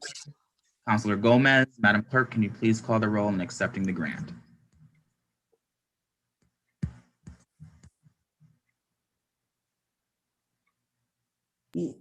Councilor Edwards. Yes. Yes, Councilor Letterman. Yes. Yes, Councilor Gomez. Yes. Yes, Councilor Allen. Yes. Yes, Councilor Curran. Yes. Yes, Councilor Whitfield. Yes. Yes, Councilor Ramos. Yes. Yes, Councilor Brown. Yes. Yes, Councilor Walsh. Yes. Yes, Councilor Davila, absent Councilor Fenton. Yes. Yes, Councilor Ernst. Yes. Yes, Councilor Williams. Yes, the grant is approved. Madam Clerk, please, the next item. I have here item number 7, American Rescue Plan Act funding, $93,848,687. All right, please state your name and address for the record. Thank you, Mr. President. TJ Plant, counsel for the city of Springfield, 42 Garfield Street. We're asking the council to accept or to approve for the spending of $93.8 million of American rescue funds. This money can be spent for public health, job creation, economic development, housing, equity, lost municipal revenue, small business and nonprofit assistance, and money for public benefit corporations. We do not have a spending plan as of yet. I believe the summary that was provided by Councilor Whitfield summarized the conversation we had Friday very well. I want to make sure that we're out in the community explaining kind of what this money is, how it can be spent, and I do want to solicit some input from everyone involved to see if they have ideas on areas we can. This is an opportunity for us to be transformative in our community, and I want to make sure that we take full advantage of the input from the residents and the city council. Thank you, TJ. Councilor Whitfield. Thank you. I forgot to mention Councilor Letterman at the finance meeting, and he brought up some great points to TJ and the finance team as far as he asked, could we approve this funding in pockets, but we can't do that. But the finance team has been very open to having us be part of the committee, or at least keeping us involved in the action steps. And so I did just want to say sorry about not mentioning you, Councilor Letterman, because you did ask some very, very great questions. But it was a great meeting. There's no plan yet, guys. TJ just mentioned all the buckets that could be used and more. I think this is a great opportunity for us to approve this funding. We need $93 million in Springfield. And as long as we continue to work in transparency and openness and honesty, I think that it'll be good. And even what TJ is saying, going out to the community and hearing from the community. Thank you, Councilor Whitfield. Councilor Ramos. Thank you, Mr. President. TJ, could you go over the approved uses one more time? I was trying to write them down. You went a little too quick for me. Yeah, so sorry about that. So we got the interim final rule last month, and we went through the 150-page ruling. And generally speaking, it's very vague, and that was deliberately so. But the buckets that they talk about were public health and the response to COVID, job creation, economic development, housing, whether it's through rental assistance, utility assistance, or mortgage assistance or other areas, equity, municipal loss revenue is what we calculated and presented to the city council when we presented the budget, small business and nonprofit assistance, and then there's an area for public benefit companies or corporations that may need to have some resources to get them back up and running. Do you remember what the amount was for municipal loss revenue? It's 12.1 million, 12.1 or 12.2 million is what we calculated based upon a counterfactor revenue of the formula that's provided in the law. Okay. Now, walk me through what it's going to look like once the city council approves this. What is going to happen, and is the city council going to are the expenses after this going to be coming before the city council, or is this like a one-time approval for the council? This is a one-time approval based upon Massachusetts general law. But what I have committed to in conversations with the mayor is that I will solicit input, feedback, and develop a plan that includes the city council, that gets us out to the public, and then report back when expenditures are made. Report back to the city council because I have to link everything to the COVID pandemic, and so I need to make sure that there are memos and that our files are strong to withhold an audit 5 years from now or 6 years from now. So that has been my commitment. I have a good track record of keeping the council informed on most everything. So my goal is, we're spending $93 million. It'd be very tough to spend it without input from all the stakeholders. Sure, and that's greatly appreciated. What does city council input look like? Are we going to have regular meetings? Are we going to have a seat at the table, like an actual seat at the table? Or what does it look like for you? I haven't defined in my own mind what it looks like. We just digested all the rules and regulations that were released by Treasury. Needless to say, I interpret things differently than some of my other colleagues in other communities. So I haven't really defined what that role looks like or how that works. At minimum, I'd like to be able to get out to neighborhood councils and talk to them about what's kind of been going on, hearing them about how it links to COVID, because that's the key part, is linking it to COVID. That if there's a neighborhood project that we need to do, then, or if there's job creation, or if there's some economic development projects, I would like to keep the council informed. Okay. This committee that was mentioned during Council Whitfield's report, thank you for that thorough report. Who appoints that committee? Who are going to be the members of that committee, and when is that committee going to be appointed? And I don't know if it's a formal committee as in the sense of an appointment by certain people, whether it's the mayor or the president, but I haven't gotten that far. My goal is just transparency and open process to allow input to how the money's spent. And I haven't thought or committed to any one way or another. So I don't have the authority to say that we were going to have a formal committee that's going to have a vote or not. But I'm just saying that I don't think I can spend $93 million of taxpayer dollars without having the input from council and others. Okay. Now, whoever appoints this committee, I'm going to go on record and say that this committee must reflect the population and the diversity of the city of Springfield. We have gone through this before, where there have been committees appointed, whether official or unofficial, that have not reflected the diversity of our city. And so I want to emphasize the need to have Black and brown people having a seat at this table to make these decisions, whether it's elected officials, whether it's members of the community, whether it's employees of the administration, whatever it is, it must have diversity. Thank you. I want to emphasize that, and if there is an opportunity for the city council to have an actual seat at the table, or for the council president to make an appointment to that committee. I think that would be my preference. But again, we just have to make sure that that committee reflects the diversity of the city of Springfield, so that all voices of the city are heard, and the needs of all neighborhoods across the city are heard. Because this is a lot of money. It's a lot of money, and one of the components in this is equity. So we want to make sure that it's being spent equitably. Thank you, Mr. President. Thank you, Councilor Ramos. Councilor Letterman. Thank you very much, Mr. President. I just wanted to thank the administration and the finance team for their commitment to continuing to work together with the council as we look forward to the years ahead in spending these funds.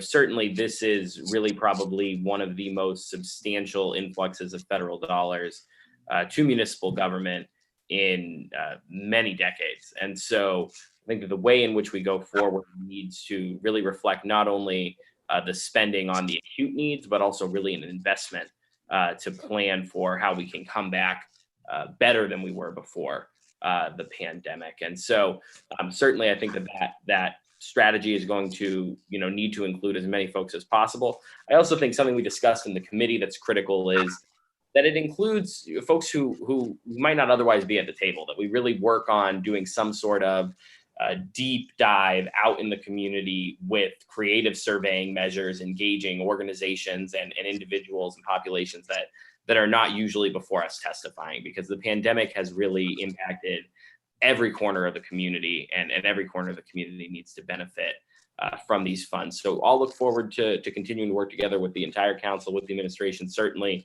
I'm sure, Councilor Whitfield with the Finance Committee will continue their role. And I can also, pledge that the COVID-19 Response Committee will also be holding, continued conversations around trying to identify the areas where we need to do work. And I think all the city council committees really have a role here because the funds are structured such that, they really can be utilized in a very creative way in touching all of our different committees' priorities. The final thing I would say is that although I think it's important for us to be intentional about how we spend the funds, I am hopeful that the administration can bring forward a proposal for the acute needs as soon as possible. And when I say acute needs, I mean, I'm talking about the things that we have seen be hit so directly by the pandemic that the funds are able to cover, such as, housing and utility assistance, direct aid to small businesses, and certain things like that I think are sort of no-brainers that absolutely need to be brought forward as soon as possible. So I'm hopeful we can see that come. And I'm wondering, TJ, do you have a timeline on something like that? I know we have the 12.1 for lost revenue already done, but are we going to be in a position to be able to see some money go out into the community in the near future?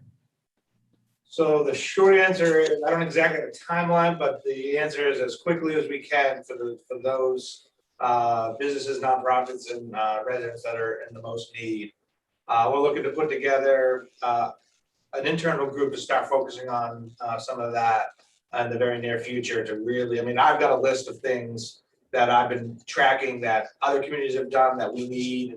And I only want to grow that list with the input from everybody on this Zoom, but also from other meetings. Because my list is long, but it's not exhaustive. Sure. Thank you very much, Mr. President. All right. Thank you, Councilor Letterman. Councilor Whitfield. Thank you, Mr. President. I'm sorry, Councilor Ramos. I may have misspoke. When I was talking about a committee, I was talking about an internal finance committee, because when we spoke to them, they talked about how they I ain't gonna say mastered, let me not put words out there, but how they handled the hurricane grant funding. And, they are becoming somewhat of experts in handling these type of situations and these type of fundings. And they also said that they will definitely include the council, include us in the action items, include us in the plans. I don't want to commit that anyone said anything, but I know that they talked about they will have an internal finance team that will oversee this grant specifically, and the 2 grant funded positions that we talked about, I think they're grant positions in finance, will help with that process. So I'm sorry if I gave the wrong impression, but I also do agree with you on if there is a committee, an action item committee, there definitely needs to be diversity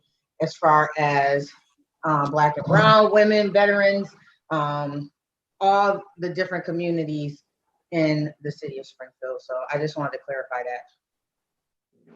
Councilor Whitfield, Councilor Allen. Thank you, Mr. President. I just have a quick message to say that, TJ, you certainly were around during the tornado, as was I. And you may recall that planning group we brought in from New Orleans. And I remember being at, Cedars on Island Pond Road with probably 500 people in a meeting. There was a series of meetings. So there, and we ended up with, one of the reasons we got the East Forest Park Library is because that was considered the top priority by East Forest Park people at the time of the tornado. So I would just suggest that process, for the most part, worked. And where we had a bunch of money and a crisis to deal with, and the process of involving the community and stuff, I think pretty much worked. So I don't know what you have for notes or remembering that, etc., but I'd be happy to talk with you about it, because that I was there for all of that. So thank you. Thank you, Councilor. That is exactly the way we're looking to do. In my own mind, that's exactly how we're looking to do it, whether it's the meetings that we had where we had a series of the 10 department heads or so that were up there answering questions, whether it's just a listening group that's there. We did bring in an expert to help us manage that. Unfortunately, for a pandemic, there are no experts. That we're relying on our expertise from all the hurricane, the tornado, the freak nor'easter that we had. But having said that, we were transformative with the tornado money, and I anticipate us to be equally as transformative with this funding as well. Great. Thank you. Thank you, Councilor Allen. Are there any other questions from the council at this time? Any other questions? All right, seeing none, may I entertain a motion to approve the grant? So moved. Motion made by Councilor Letterman, seconded by Second. Councilor Gomez. Clerk, can you please call the roll on approving the grant? Councilor Edwards. Yes. Yes, Councilor Letterman. Yes. Yes, Councilor Gomez. Yes. Yes, Councilor Allen. Yes. Yes, Councilor Curran. Yes. Yes, Councilor Whitfield. Yes. Yes, Councilor Ramus. Councilor Ramus. Yes. Yes, Councilor Brown. Yes. Yes, Councilor Walsh. Yes. Yes, Councilor Davila. Absent, Councilor Fenton. Yes. Yes, Councilor Ernst. Yes. Yes, Councilor Williams. Yes, the grant is approved. Madam Clerk, please, the next item. Item number 8,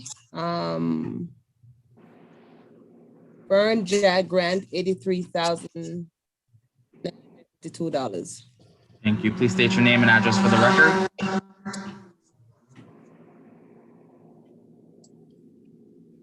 If there's anyone present, please state your name and address. Mr. President, I believe Deputy Kent is on the Zoom to answer questions that came up in the last meeting of the Finance Subcommittee and the last council meeting. So I believe he's here to answer the questions that you may have. Thank you, TJ. Deputy Kent, please state your name and address for the record and feel free.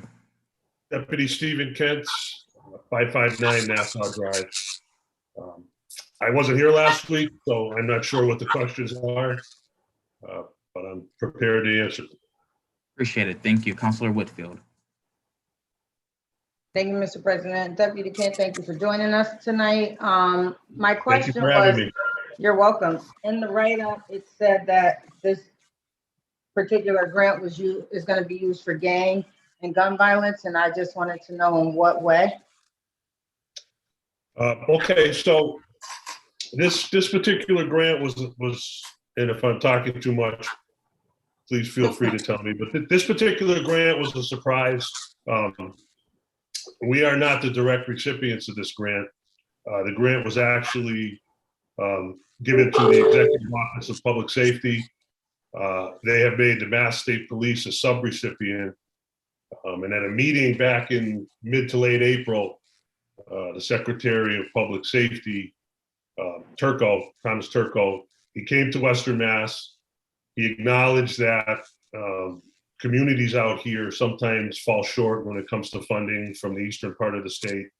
And he had this money, and he wanted us to collaborate with the state police, the municipalities of Hoyoke, Springfield, and Chicopee, and they were going to fund this collaboration through this Burn JAG grant. So with that in mind, we had a long discussion about gun violence in Springfield. And at the time, for the first just over 3 months of 2021, our shootings were up substantially. Our shooting victims were up substantially over the previous year and the previous 3 years. So for the city of Springfield,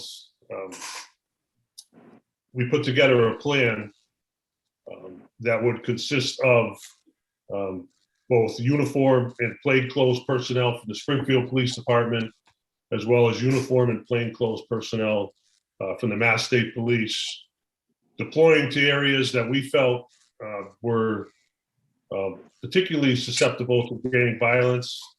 In order to determine what these areas are, we're going to use our data from our Crime Analysis Center, our Shot Spotter, social media applications, which I'm certainly not an expert on, but we have several people in the building that do very well on those, determining where the problems are going to be, and of course, human intelligence sources as well. So using those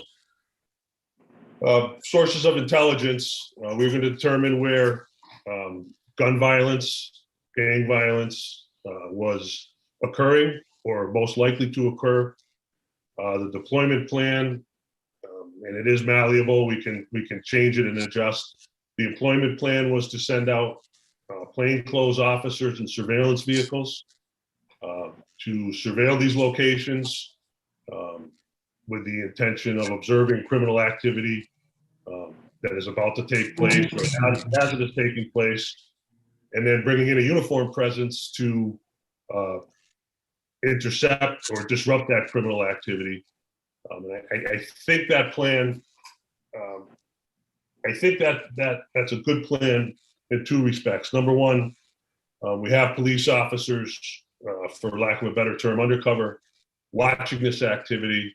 We know that when we call in the uniform officers that we have the probable cause that a crime has taken place, and that we are not moving in on someone who may have just been in the wrong place at the wrong time or things of that nature. So by using the undercover personnel,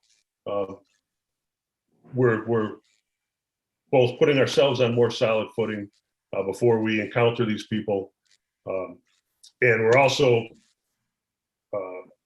ensuring as best that we can that someone that we're encountering, that we're stopping, that we're intercepting, isn't just somebody in the wrong place at the wrong time, walking home from work or something like that. And by using the uniform personnel to move in and actually conduct the encounters, we increase our uniform presence in the neighborhoods. The community sees us there. It gives the community the reassurance that the police are in their neighborhood. The community knows who the bad guys are more than we are. If this plan would go according to plan, they would realize that the people that we are in fact encountering are the troublemakers in the neighborhood, that small percentage. And it would give them more confidence in the police protection that they're receiving. Thank you. And that's not, I'm sorry, go ahead. Thank you, Deputy Kent. So I'm gonna be more specific. Is this money used for suppression? Is it suppression? Yes. Is it outreach? Is it preventative? What is it? Suppression?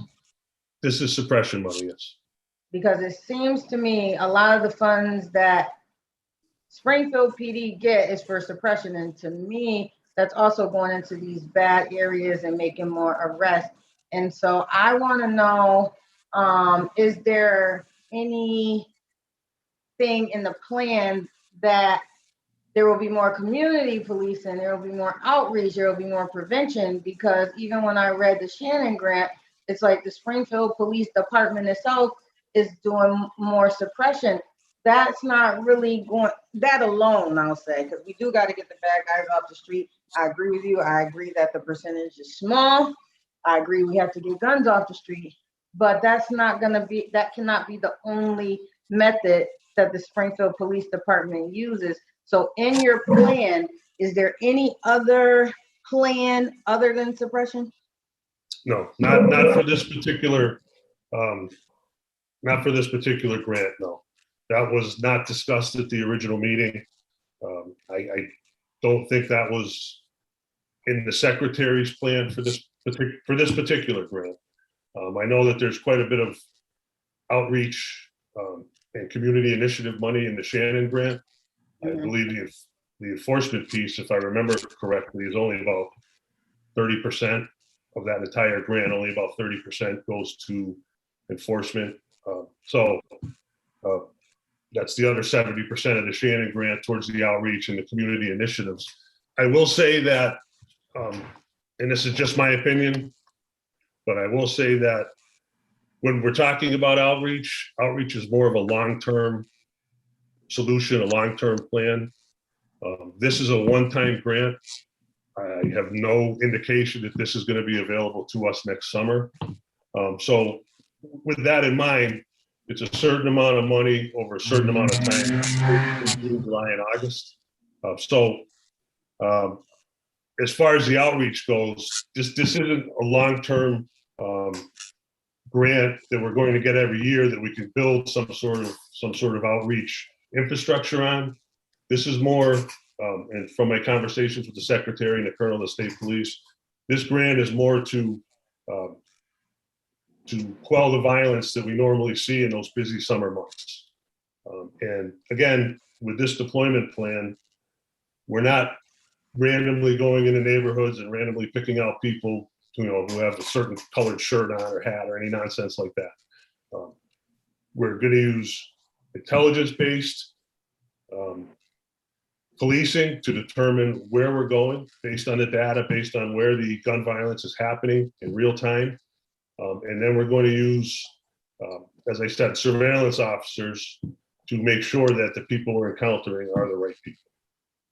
Thank you. Again, if this was a long-term grant, obviously we would be, I would think outreach, at least for part of it, but it's not. It's a one-time thing. It's basically about 2.5 months with a limited amount of money. And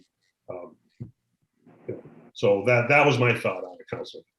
And my final comment, Mr. President, while I can appreciate it's short-term and whether it's short-term, long-term, I know that for the Shannon grant, over 300,000 of that grant was going to the police department for suppression. So this is more suppression money. And what that translates to me is we're going to go into Black and brown communities and we're going to arrest some more. And that is not working.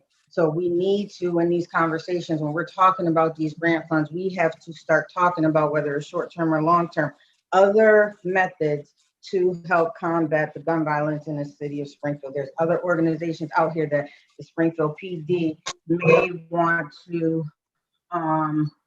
may want to get involved in your conversation so they can give you some ideas on what they're doing. It's just suggestions that we can. Of course, I'm not going to not approve this funding because you are right, the summer months definitely gets heated up, but we have to change the conversation within Springfield Police Department when it comes to gang and gun violence. And we also have to stop calling our, some of these are just kids hanging around each other. And I know this for a fact because they're my kids' friends. And so we got to stop calling them gangs, thugs, gangbangers, drug dealers, this, that. That's not who they all are. And so hopefully we can come to a point where we can get folks involved in these conversations that's really in the root, in the heart, and that can help you combat the gun violence. So that's my final thought. I thank you for what you did, and I thank you for being honest with your communication on what's happening with the funds. Thank you, Council. And thank you, Councilor Whitfield. Are there any other questions at this time from the council? Thank you very much, Mr. President. Deputy, thank you for being here. And the only thing that I would add is relative to, while the grant is ongoing, perhaps reaching out to some of the other operations, both within the department and in the community, to the degree that there can be collaboration, in terms of the outreach that does exist, and in terms of, some of the other resources. Certainly, throughout this, you may come into contact with individuals who are in need of being connected to resources, are in need of being diverted, away from that path. May not be individuals who you are looking to interact with specifically because of this grant, but as you are out there collecting that information, hopefully those people could be connected with the resources that do exist. And we all agree there needs to be more done, but to the degree that collaboration can take place, I understand what the purposes of this grant are, but to the degree that you can leverage the resources that exist for individuals you may come across who need that diversion, who need that connection, I'm hopeful that could happen. I think we're all in agreement on that, Counselor. I think, as I said, I think this is just trying to get us through the summer months with the least amount of carnage possible. When I was doing the research for this grant, one of the things that I came up with that shocked me, and I've been at the Springfield Police Department for 30 years, was that out of the 4 Western Mass counties, 97% of the illegal firearms seized in the 4 Western Mass counties are seized in the city of Springfield. And that was shocking. That's a lot of guns rolling around out there. We are the biggest city, but still, when you think about it, the other municipalities with Hoyoke, Chicopee, and Pittsfield, and the surrounding communities, 97% of illegal firearms are seized in the city of Springfield. So it's an issue that we do have to address, not to take away from what Councilor Letterman was saying.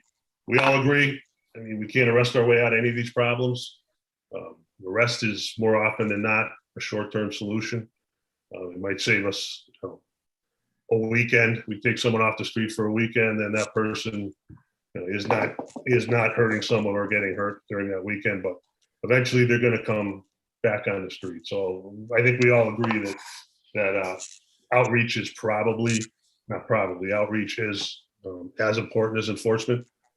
It just didn't really fit into this particular grant.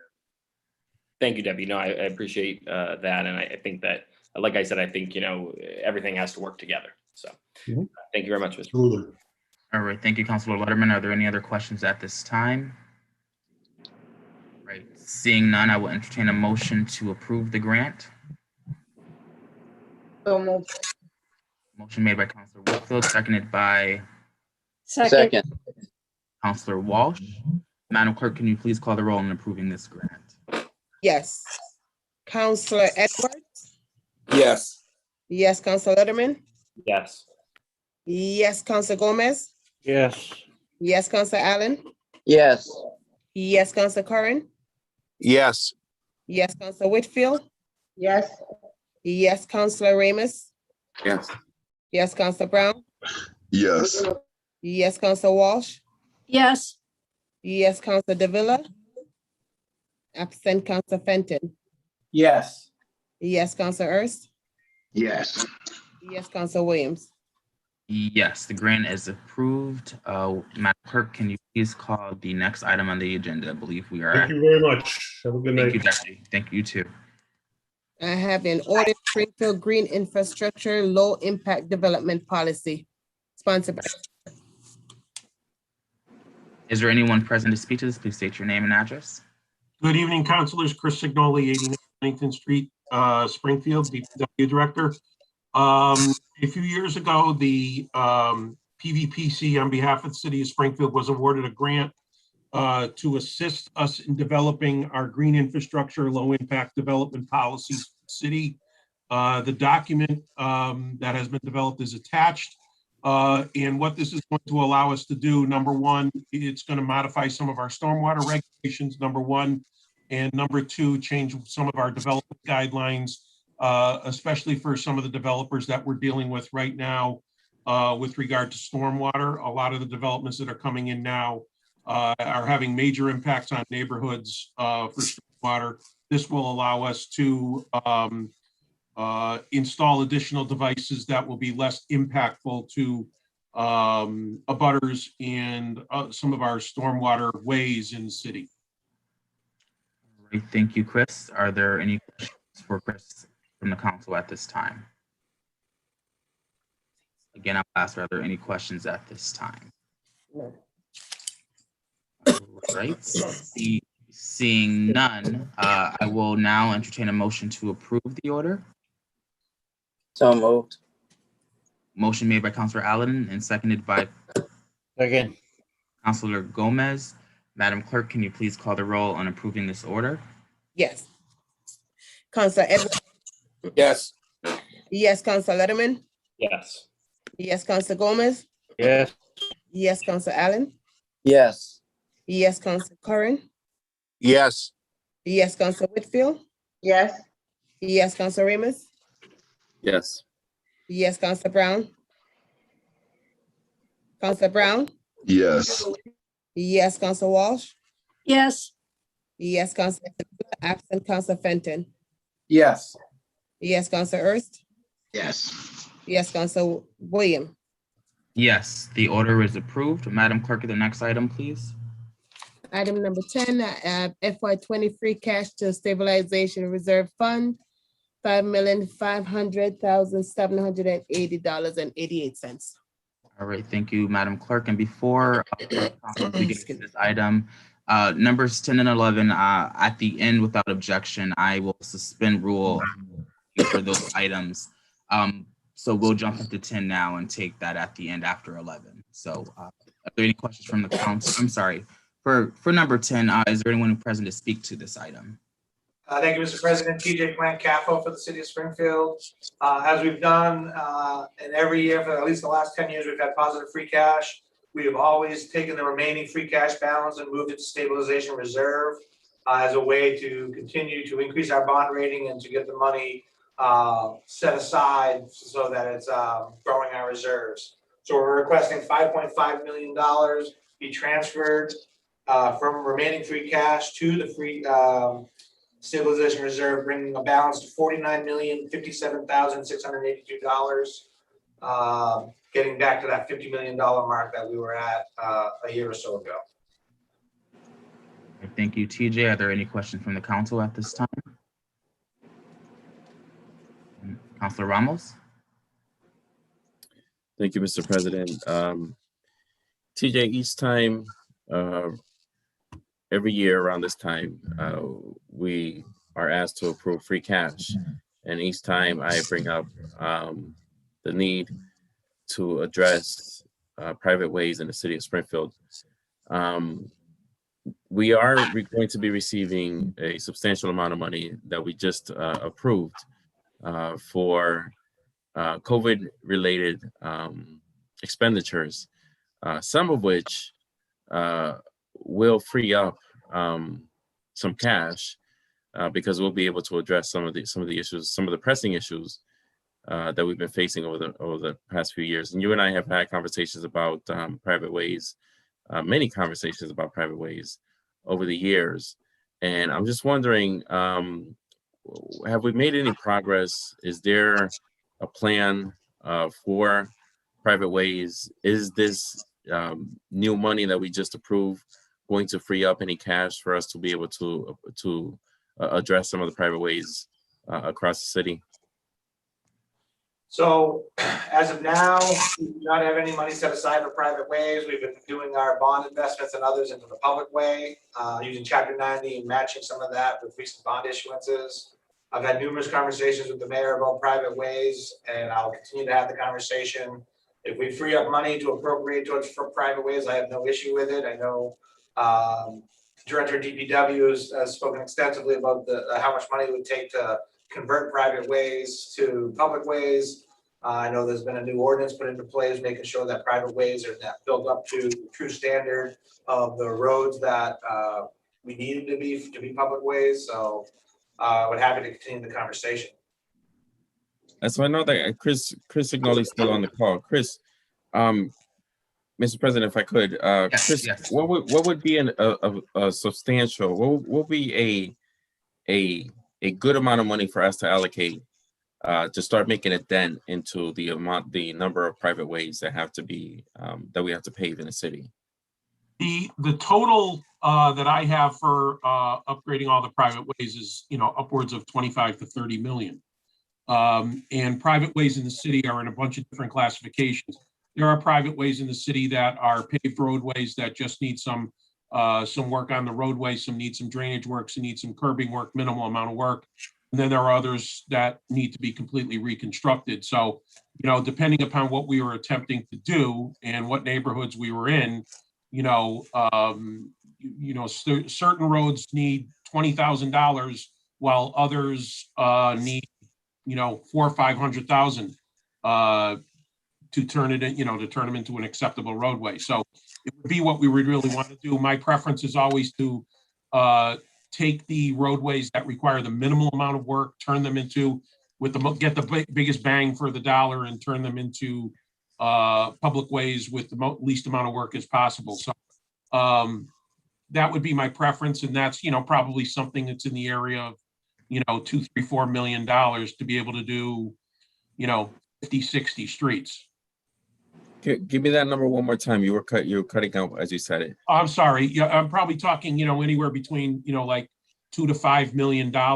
If you're upwards of $5 million, you're probably able to do, 20, 30, 40 streets and get them accepted. But as I said, depending upon which ones people are interested in, we get calls, especially on the ones that are dirt roads that require a lot of work. I'm really interested in the ones that require the least amount of work because we get the biggest bang for the dollar. Sure. So anywhere between $2 to $5 million would make us a significant impact. It would make, yes, definitely would. Okay. TJ, what can we do to find $2 to $5 million for private ways? What can we do? It's just a matter of making sure that we either have bond funding or free cash or other funding sources available to appropriate. Okay. So we would be able to use a combination of things, right? So if we were to allocate, say, $1 million from this 5.5 million, and then find $1 million somewhere else, then that would be a possibility, correct? Yeah, anything's a possibility as it relates to an appropriation that the mayor puts it forward through the appropriation process and the city council approves it. So I think now I just want to start making some progress on this. I've been talking about this for since I got on the council. I have less than 6 months left as a city councilman, and I'm still banging that same drum talking about private ways. And we still haven't had any progress on addressing citywide private ways. I want to work together on the administration. I think that we have been asked to work together on a lot of major issues that we have. And I want to be able to make some progress on this. So whatever it takes, anything that you need from us as a council, I just think that it's time for us to start making progress on these streets. We only hear from those. We only hear collectively from residents whenever they reach their breaking point. But I, as a ward counselor for Ward 8 and as representative for the 19th District, I hear from people from Ward 8, from Ward 2, from Ward 5, which just so happen to have the most private ways across the city. So maybe I'm the only one that's getting this many complaints, but I am hearing them loud and clear, and I've heard them over and over and over and over again, and it's frustrating. And that is the reason why I keep bringing it up, because I hate telling people, well, we're still talking about it. Well, we're still working on it. That's not the answer that they want to hear. And we are the ones that get those calls. We're the ones that get the heat. And I've been getting this heat for years. And I just want to make some progress on this, Mr. President. TJ, anything that we can do, please, let's start making progress on this issue. All right, thank you, Councilor Ramos. Before we get to Councilor Whitfield, Madam Clerk, can you please recognize Councilor Davila?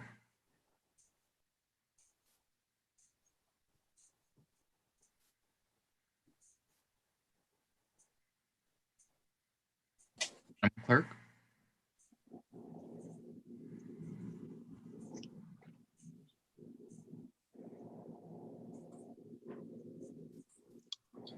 Madam Clerk, are you with us? Yes, yes, I am. Yes, I am. Yes, I am. I do apologize. No worries. Feel free. Excuse me. Please just recognize Councilor Davila. Sure. Counselor Davila. Present. When it's 9:29, 9:25 p.m. Okay. I did Counselor Davila. Thank you. Councilor Whitfield. Thank you, Mr. President. So TJ, as long as I've been on the council, which was since 2018, Councilor Ramos has been fighting the good fight about private ways.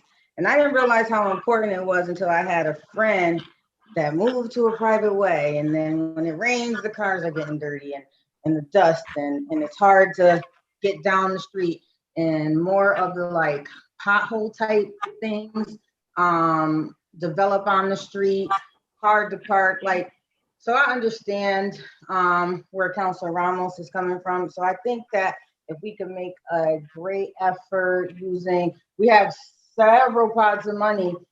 Even Pat Burns said that next year free cash may be more in the 13 million area. So I'm thinking that we should be able to find 2 to 5 somewhere just to get started. He's been asking for this for a long time. So anything we could do to support this initiative would be great. I know that there's a lot going on out here and a lot of great initiatives out here, but he's been asking for a long time. So I hopefully we could do our best to at least find the minimum of 2 million to help Chris get the ball rolling. Happy to discuss with the mayor this week about his thoughts on it too. Right.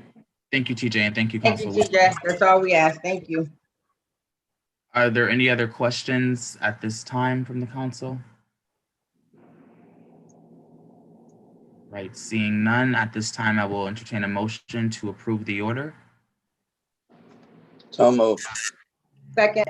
Motion made by Councilor Allen and seconded by Councilor Whitfield. Madam Clerk, can you please call the roll on approving the order? Yes. Did I unmute myself? Yes, I did. Counselor Edwards. Yes. Yes, Counselor Letterman. Yes. Yes, Counselor Gomez. Yes. Yes, Counselor Allen. Yes. Yes, Counselor Curran. Yes. Yes, Counselor Whitfield. Yes. Yes, Counselor Ramos. Counselor Ramos. Yes. Yes. Yes, Counselor Brown. Yes. Yes, Counselor Walsh. Yes. Yes, Counselor Davila. Yes. Yes, Counselor Fenton. Yes. Yes, Counselor Ernst. Yes. Yes, Counselor Williams. Yes, the order is approved. Madam Clerk, the next item, please. Item number 11, budget transfer within the department, $1,220,543.84. Please state your name and address. Again, Mr. President, TJ Kaplan for the city of Springfield. We're looking to do a transfer of $1.2 million of the ongoing pay-as-you-go capital account projects. As you would imagine, capital projects sometimes stem across fiscal years. So the projects that money has been appropriated for, we want to keep the balance, move the balance forward so we can pay the bills for them when the projects are complete. We're asking the council to do this for us. Attached in the order is a list of the ongoing projects if you want more information. All right, thank you, TJ. Councilor Walsh.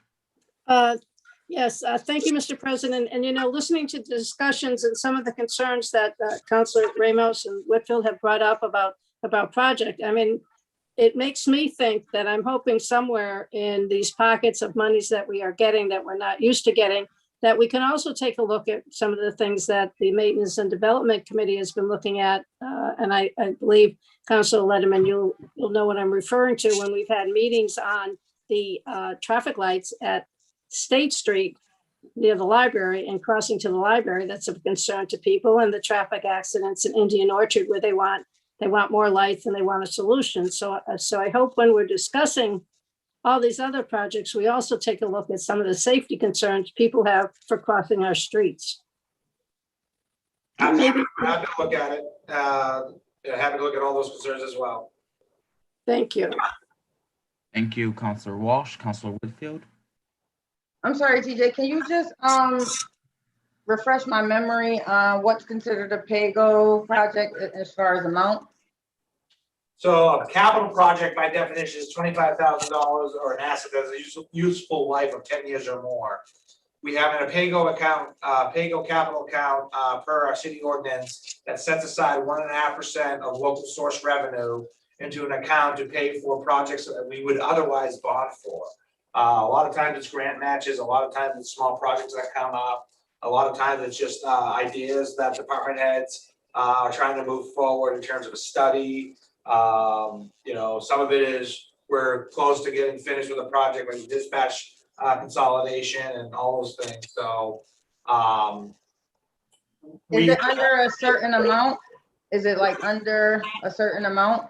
No, it's 25,000 or more. And I can go through some of the projects that are in the information we sent to you. Some of it's emergency. So right now, we have a City Hall building assessment for our windows for $9,842. We have replacement of boilers at Allen Street for $42,521. We have Kenneth Park that we're doing upgrades to with a match for $86,344. South Branch Parkway, our match for the FEMA hazard mitigation money is $282,000. Dispatch consolidation, we have $318,000 set aside to co-locate our fire and police dispatch. And then we just approved recently, the biggest amount was the voting machines for Gladys in the elections department to finally update our voting machines for 464, almost 465,000. So all these projects could be completed by June 30th. Therefore, we can carry the money into next fiscal year. Oh, okay. I thought the voting machines, we had a grant for it. No, we wish we had a grant for it, but okay. It was one of those, it's been going on for 14 years. It was finally a uncle, and we had to figure this was the good time to replace it with having free cash and other funding sources to do it. Okay, thank you. All right, thank you, Counselor Whitfield. Are there any other questions from the council at this time? Counselor Davila? Thank you, Mr. President. Good evening to everybody. TJ, quick question. What's the current amount on the pay-go account? Lindsay, I'm going to ask you to help me out. I know it's probably about $4 million. I don't know if you have the exact amount with you, or Melanie. Yeah, I can pull it up. It's about 4 million, but I'll pull it up right now. So that's 4 million minus, what are you asking for now? We're asking 1.2 million of that 4 million to be carried over into next fiscal year to finish up the projects. Right. Now, the voting machines, is that amount of 464 some change, is that reflected within the budget for the elections? That is not, it's paid out of the pay-go account, which is housed up here in finance. Because if I'm not mistaken, I could swear that I read in the budget summary that the money was included somehow. Yeah, it's included through the pay-go capital and appropriation, and as a budget highlight that we're finally getting around 15 years into my being here to replacing the voting machines that have been requested. That's what I'm saying. So you need this budget transfer to fulfill that obligation. Yes, to make sure that Gladys has the machines here and in time for the elections. Right. Now, same thing for dispatch consolidation? That is just finishing up the parking lot with co-locating the dispatch over at Roosevelt Ave. There's a big need for parking that wasn't there but needed before. So we're going to be upgrading the parking lot and to do some small closeout punch list stuff. Okay, how many parking spaces are going to get us? I don't know. Chris, I don't know if you have an estimate from the fire department on how many spots they need over at Roosevelt. It's like 20 something.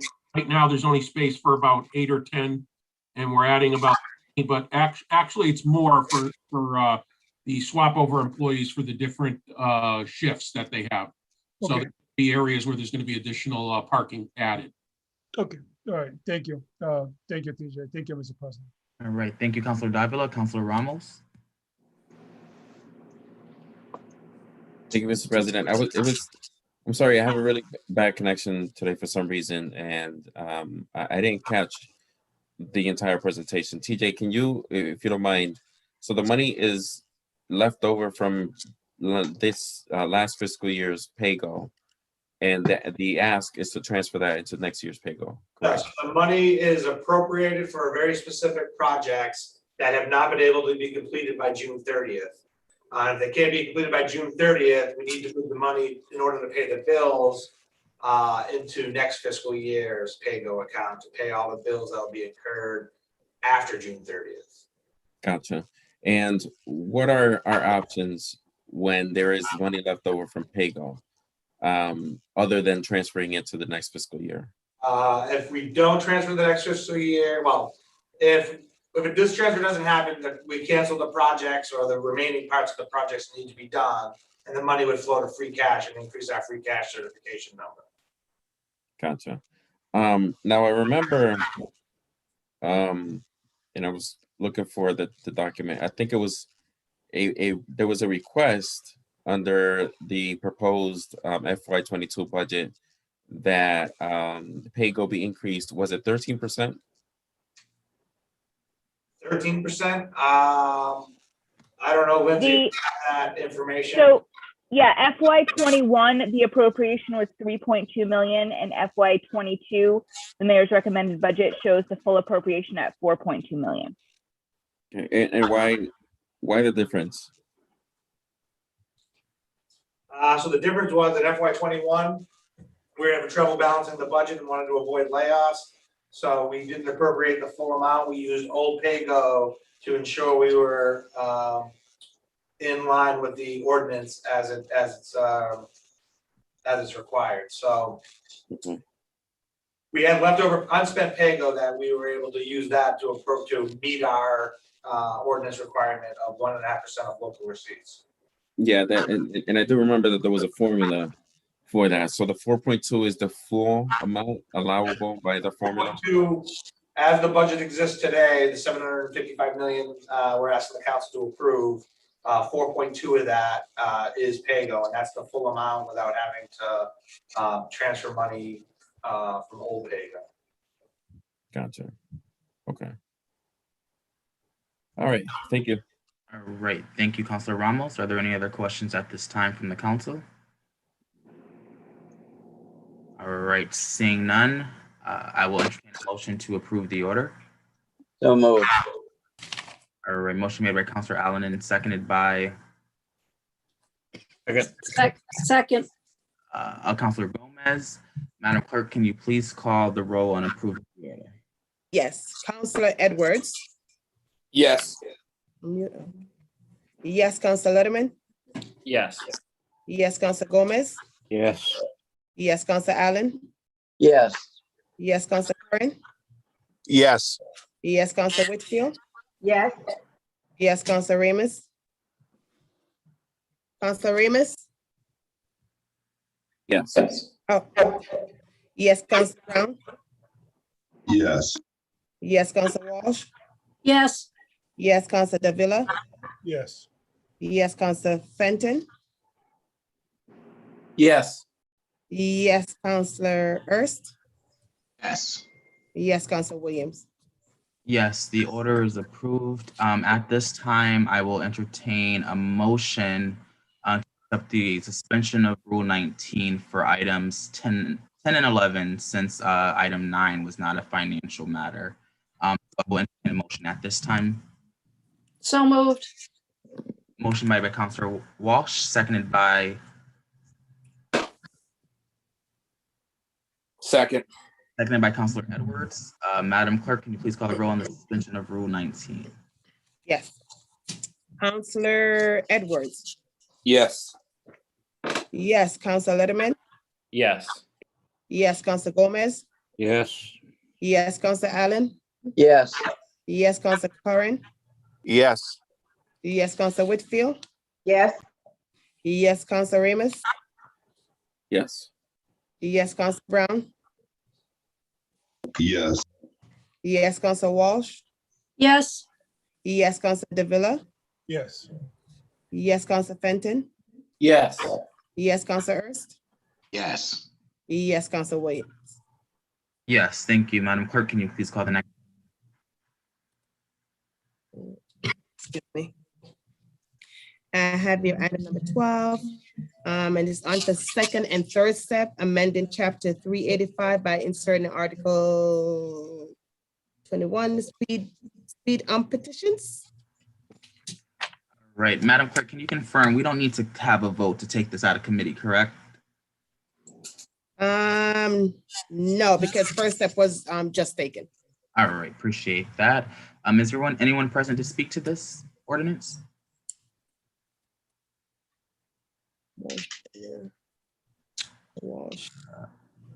Again, I will ask, is anyone present to speak to this ordinance?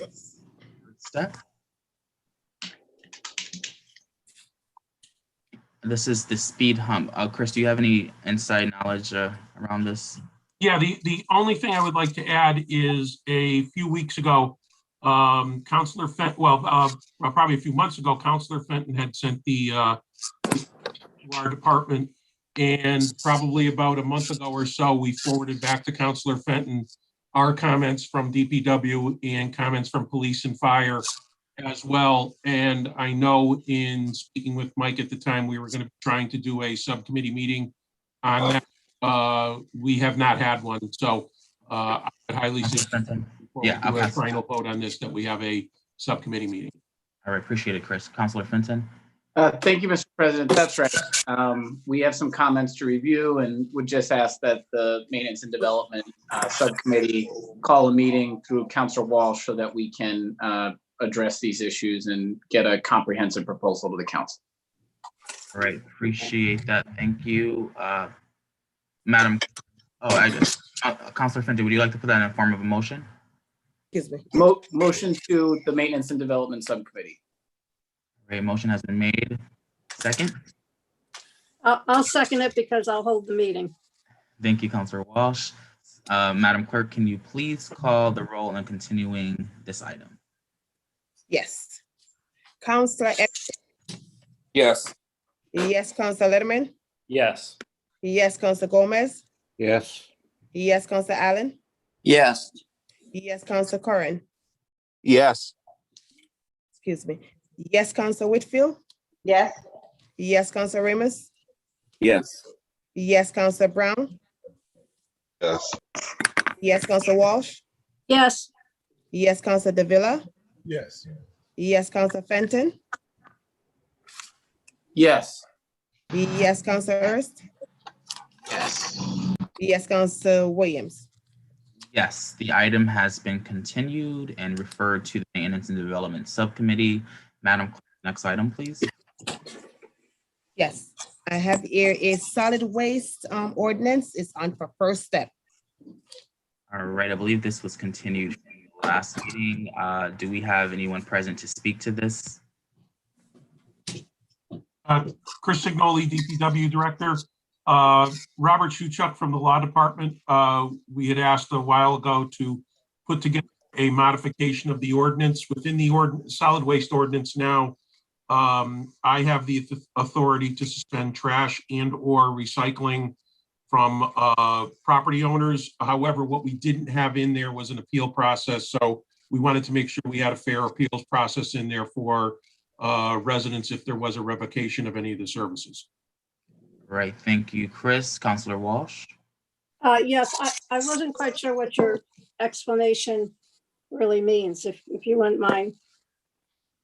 From time to time, probably, I'm going to say twice a year, I end up having to revoke solid waste, trash, or recycling services from property owners for various reasons. What we didn't have in the solid waste ordinance was a formal method for a resident to appeal that decision. So we wanted to make sure that there was one in there. So that's what we wanted to make sure we had in there. And you get a lot of calls for appeals for this? Well, you haven't. No, what it is that when I like I said, probably twice a year, I have to suspend service from somebody. So we just want to make sure that they have a way to formally appeal the decision with a formal process versus just having a discussion over the phone with myself or somebody from the law department.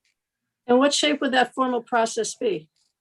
The way we have it laid out in here is that we're going to be putting together a committee, part of our solid waste committee, somebody from the treasurer's office, 311, DPW, law department, etc.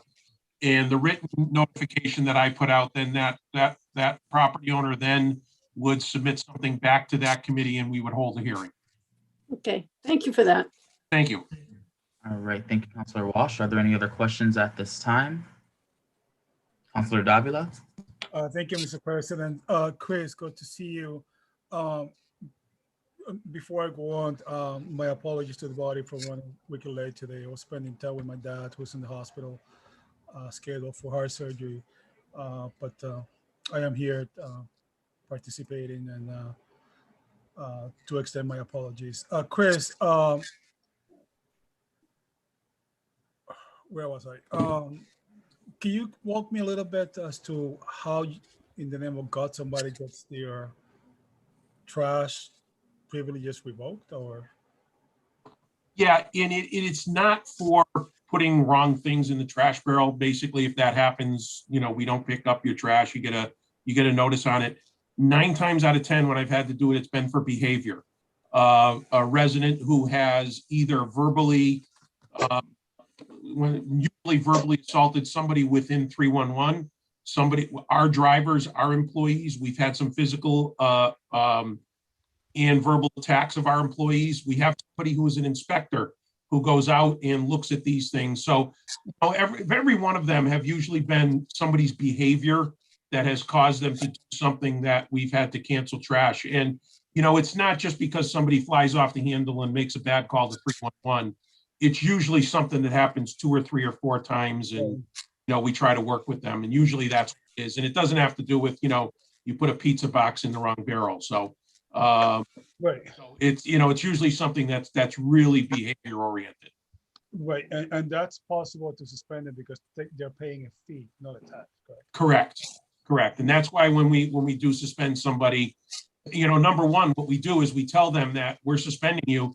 By law, you have to now go out and get a trash service, which is always funny because the residents come back and all of a sudden they find out they got to pay $400 a year for trash service that, they don't want to have to do. So part of the appeal process is that, we then are able to get the property owners back under control.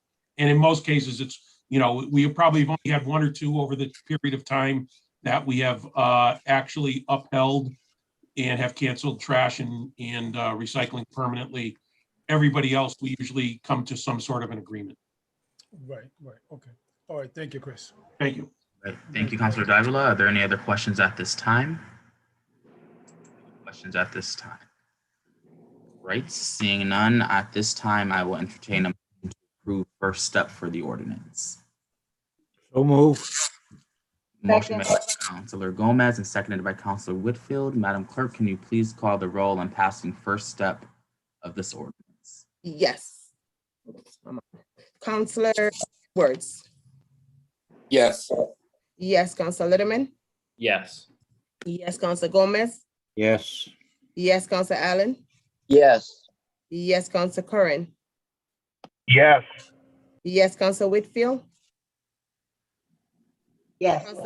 Yes, Councilor Ramos. Yes. Yes, Councilor Brown. Yes. Yes, Councilor Walsh. Yes. Yes, Councilor Davila. Yes. Yes, Councilor Fenton. Yes. Yes, Councilor Ernst. Yes. Yes, Councilor Williams. Yes, the ordinance has passed first step. Madam Clerk, the next item, please. First step. Yes, I have your item number 13, gasoline station amendment is on for second and third step. And Madam Clerk, I have that for item 14, correct? Is that? Yes, item number 14. No worries. Okay, is there anyone present to speak this item? Councilor Ramos. Thank you, Mr. President. What we have before us is second and third final approval for an ordinance to prohibit gas stations from selling gasoline to illegal dirt bikers and off-highway vehicles. As I explained in subcommittee and at the last meeting time is of the essence on this ordinance because we are into the summer months and we are already faced with the issue of illegal dirt bikers on our roads. We've all seen them and we've all received the complaints, and we've also seen what they can do, what sort of damage they can do to people and to our city. It's not just a nuisance, it's also a public safety issue. There have been many people who have been hurt by illegal dirt bikers, and we've even had a couple of deaths related to illegal dirt biking. Communicated with the Springfield Police Department earlier today, and they've indicated to me that to date, they've confiscated over 30 illegal dirt bikes and taken them off the streets, which is encouraging, but you know, we still need to do more, and we have to make sure that we're doing everything that we can to make it harder for people to take part in this illegal activity. As we've explained and addressed in committee, this ordinance does have a fine associated with it, which is a fine that would be assessed to the owner of the gas station and not the employee of the gas station. In addition, the ordinance also allows for a warning. So, you know, the police department has the ability, because they are the enforcing authority, they have the ability to issue a warning before they issue a citation. The citation is for $100 per occurrence, and each occurrence is defined as one individual sale of gasoline to an illegal dirt biker. Again, there are ways for people who are riding legally to get gasoline for their vehicle, which is to have their vehicle on a trailer.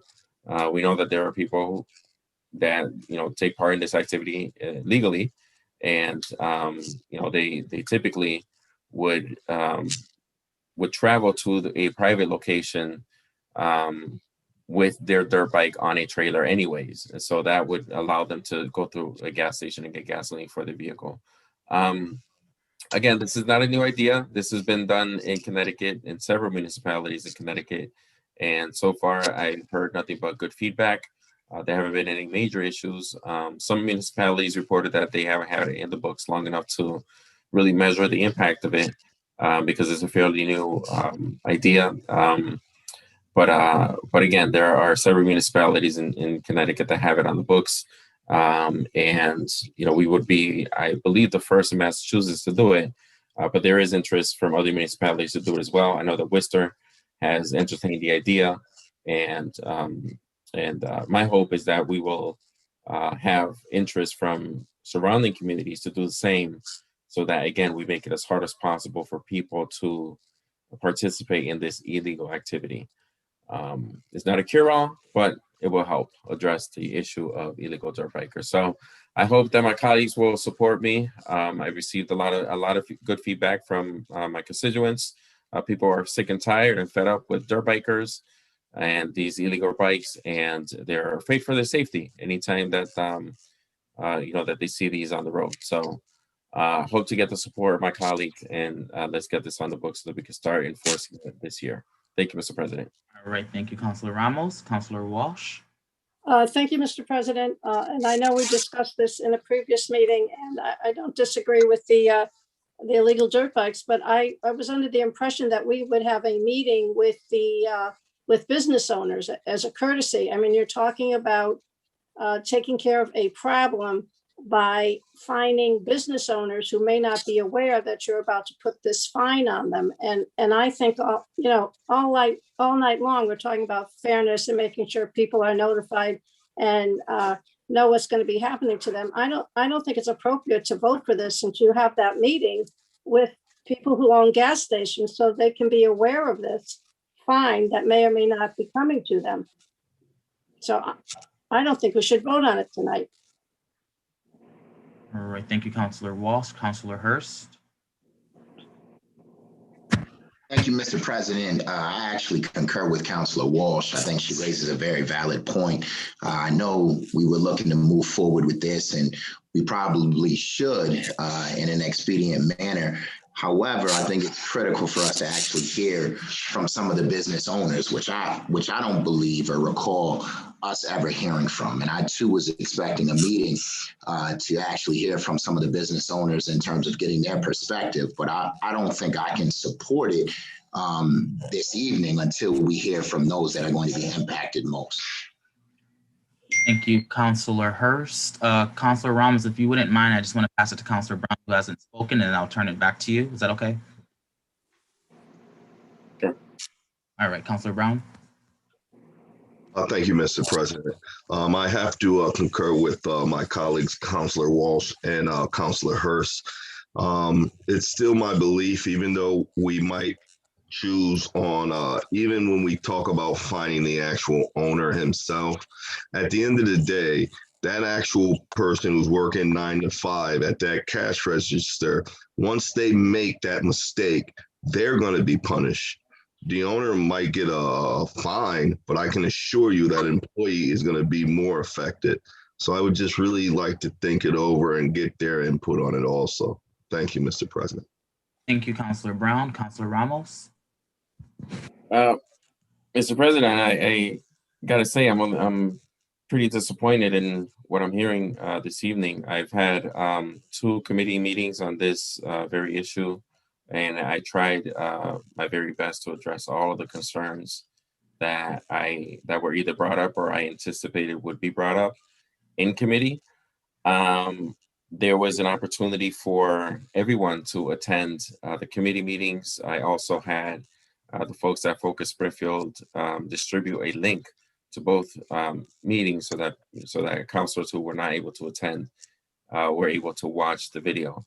In addition, following the last regular meeting of the Springfield City Council where this very concern was brought up, I called our administrative assistants and I had them contact some of the councilors to check on their availability for a subcommittee meeting, in which I was told that there was no availability.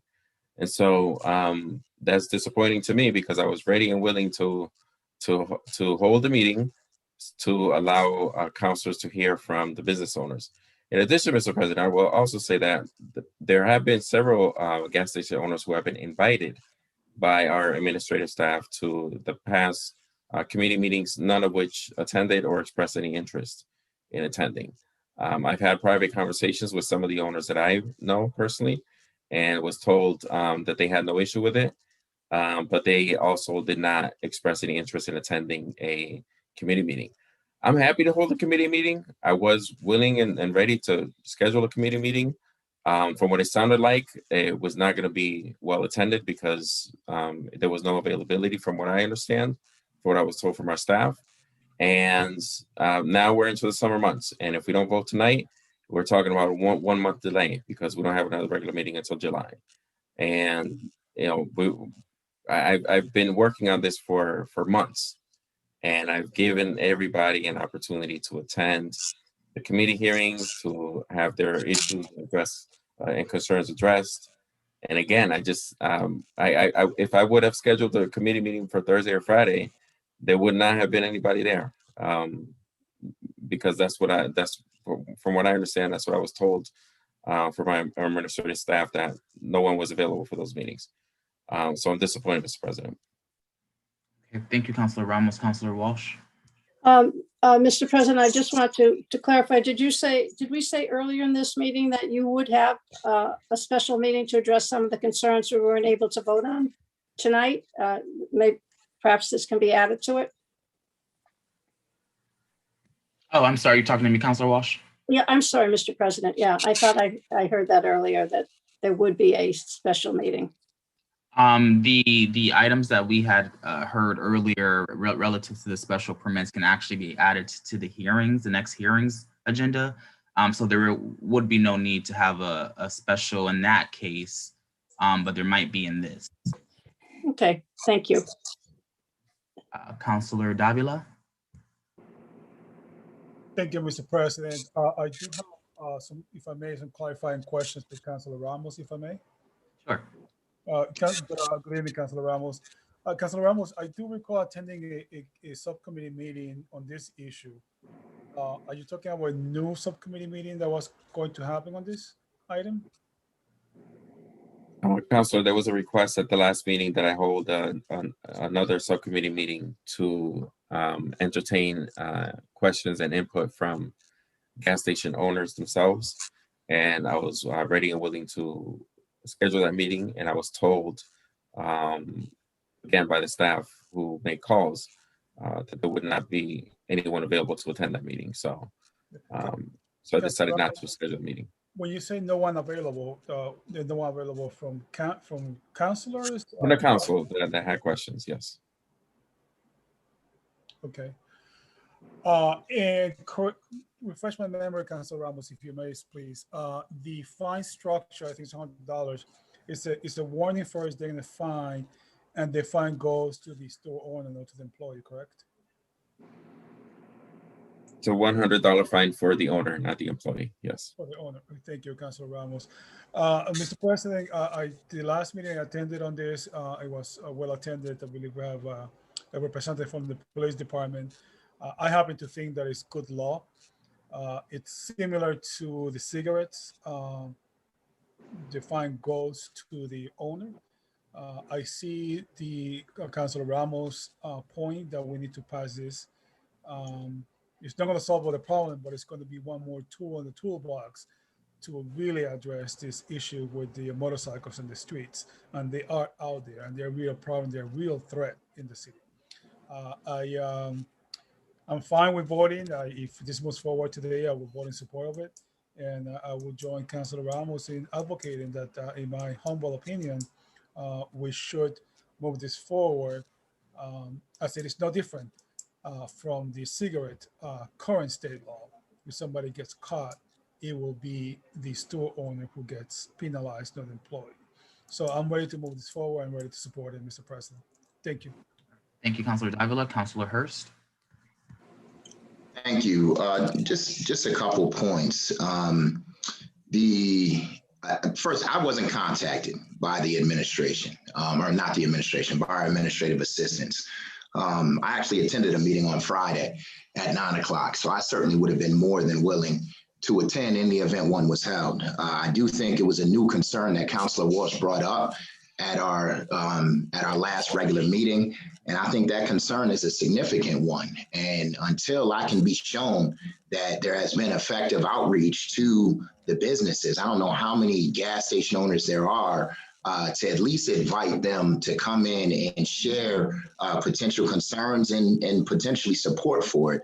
I can't support it, and I don't quite know how we can enact legislation where the person that is going to be impacted the most has not been reached out to, or certainly I'm not aware that they've been reached out to. And I was at least 2 out of the 3 meetings that you've held on this. So I think you're doing your due diligence. I think with one more meeting, with a comprehensive invitation to as many gas station owners as possible, I think we can get this passed at our next regular meeting. So thank you, Mr. President. All right, thank you, Councilor Hurst. Councilor Letterman. Thank you, Mr. President. I would just also share that I certainly was not contacted relative to any public safety meeting that was proposed. But I appreciate colleagues' concerns around wanting to hear from the gas station owners. And, I think when we did the plastic bag ordinance, we engaged the Chamber of Commerce and they came forward as a representative. I believe that the gas stations actually have a trade association, and I'm sure that the Chamber of Commerce would be able to connect us with those individuals as well as might be interested themselves. I mean, I'll say, the ordinance itself, I've come to seen it in a more positive light the more that I've learned about it. But I do think that, we need to understand how the gas station owners are going to implement it and how they're going to train their employees and make sure that the proper, kind of safety protocols are also in place for their employees, it was a concern that I raised at the last meeting. So I agree that it's timely. So I would hope that if we do this, that, perhaps we could consider a special meeting. I know our next regular meeting is not until next month, and I understand that will put us a little further into the summer. But, given that this is so new, I think you kind of can't do too much due diligence on it, right? There's no such thing in this case. So, I'm hopeful we might be able to get those viewpoints represented. And if you extend the invitation to the Chamber of Commerce and the trade association and they don't respond, which I don't expect would be their reaction, but if they did not, at that point, we'd have to consider it, without that input. But if the opportunity for input is there, I'd like to hear it, if only on the technical side, so that's where I'm at, Mr. President. All right, thank you, Councilor Letterman. Councilor Whitfield. Thank you, Mr. President. I make a motion that this item be sent back to subcommittee. I'm just gonna have to agree with what my colleague said, so I'm gonna put the motion out there. We don't need to talk about it. It's only fair that owners of operations, get their say so when it comes to changes like this. So I'm making a motion to send it back to subcommittee. All right, thank you, Councilor. I'll second it. All right, there is a motion on the floor by Councilor Whitfield and seconded by Councilor Walsh. Councilor Ramos on the motion.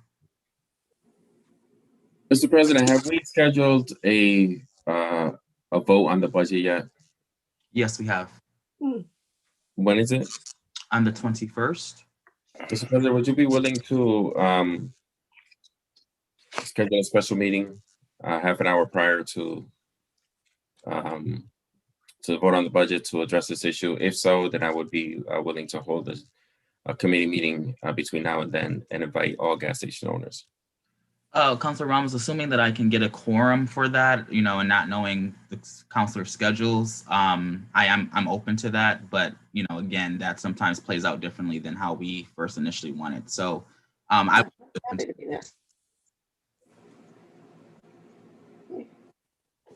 Can this be added to that meeting if we're not able to get a quorum? That's another possibility, Councilor Ramos. I don't see why not, honestly. Yeah. Thank you, Mr. President. All right. Thank you, Councilor Ramos. Are there any other questions at this time from the council? There's a motion, standing motion, and which is properly seconded. Madam Clerk, can you please call the roll on continuing this item? Yes. Councilor Edwards on the motion. Yes. Yes. Councilor Letterman. Yes. Yes. Councilor Gomez. Yes. Yes. Councilor Allen. Yes. Yes. Councilor Karen. Yes. Yes. Councilor Whitfield. Yes. Yes. Councilor Ramos. Yes. Yes. Councilor Brown. Yes. Yes. Councilor Walsh. Yes. Yes. Councilor Davila. Yes. Yes. Councilor Fenton. Yes. Yes. Councilor Ernst. Yes. Yes. Councilor Williams. Excuse me. Yes, the item has been continued. And Councilor Ramos, will this be the Maintenance and Development or Public Safety Subcommittee? Public safety, if it's okay with you, Mr. President. All right, will we refer to the Public Safety Subcommittee at a date to be determined, and will certainly be circulated to the council once that's been identified.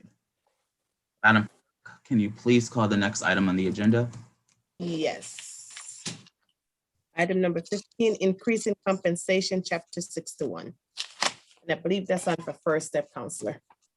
All right, thank you, Madam Clerk. Is there anyone present on the call to speak to this ordinance? Vanessa Otero, 37 Piney Woods Ave, Springfield. Thank you, Vanessa. Dave Cruz, 134 Dayton Street, Springfield. All right, and thank you, David Cruz, for joining as well. Feel free to kick us off. Dave, if I might. Please. Yep. So our process was pretty self-explanatory. As you can see from the data that we submitted, the data points included population size and the size of the city budget. When we compared, because this was a comparative analysis, when we compared what you're making, what the mayor's making, what this school committee makes to other cities and towns, there are so many varied responses that we found to, and there was really no rhyme or reason, except that there were smaller cities where local officials were compensated a lot more. And so based on the time commitment and based on everything that you do, including being on this meeting for 4 hours now, we believe that it is we recommend a pay raise for all three bodies, the mayor, this body, and the school committee. All right, thank you, Vanessa. Dave, did you want to add to that? No, I think as Vanessa said, and thank the councilors for allowing us to do this study and to report to you this evening. And when we went back to calendar year 2015, was the last time that the three bodies had had any kind of an adjustment, we found that the salaries were woefully out of line with the work that's being done by comparable bodies in other cities, some small, some large, as Springfield. And really feel that it's time for the city council to give this particular topic and its attention. It's always hard to give oneself a pay increase, but again, I think the residents and the voters of Springfield respect and appreciate the work that both you, the mayor, and the school committee do, and we would certainly request that you give this compensation review and our recommendations your sincere attention and hopefully your approval. All right, thank you, Mr. Cruz. At this time, I will ask if any councilors have any questions or comments. Councilor Allen? Thanks, Mr. President. I just want to point out that there was also a piece of this besides the salary recommendation, et cetera. But there's a piece of it that recommends a review every 4 years. I think you might have put that in. And I think that was something that we shouldn't forget, because I think it's been 7 or 8 years since we did this and received the last increase. And I think having some sort of time recognition of time passage by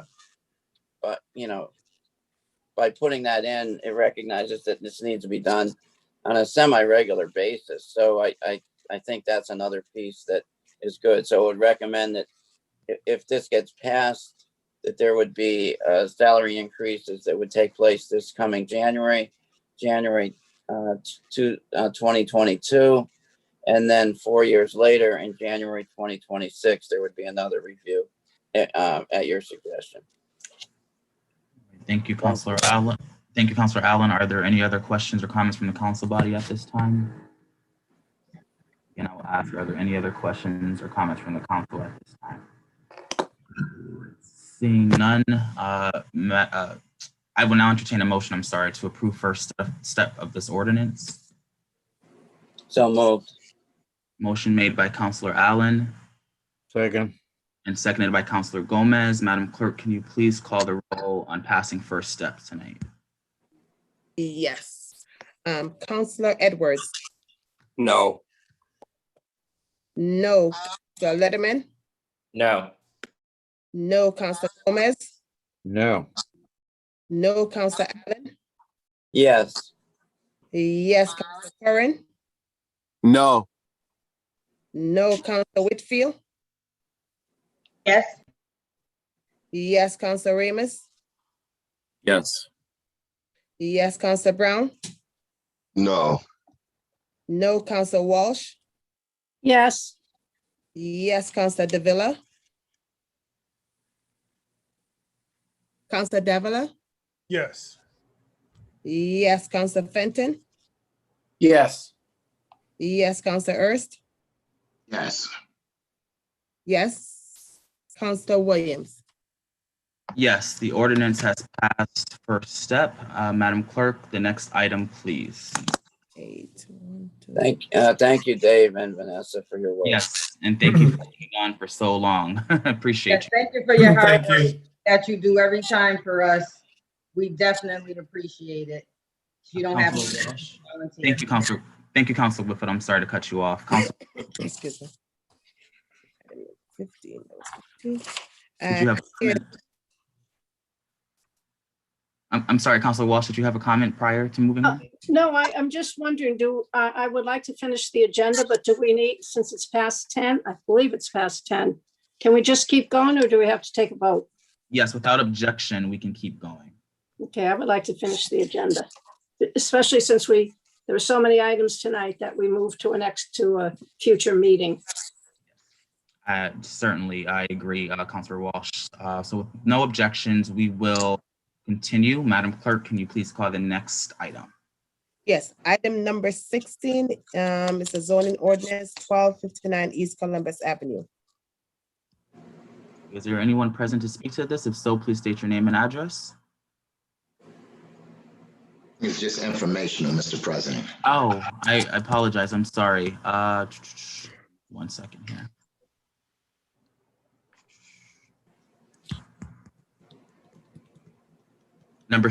Item number 16, zoning ordinance. 17 as well.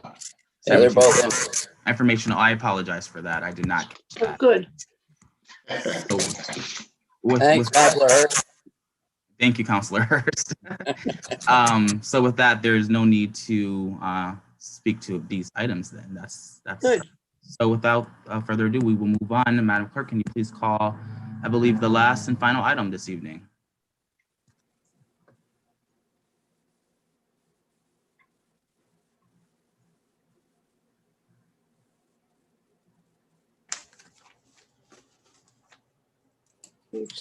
I'm sorry, I was muted, Council President. Item 18, wage theft resolution. Thank you. Is there anyone present to speak to this?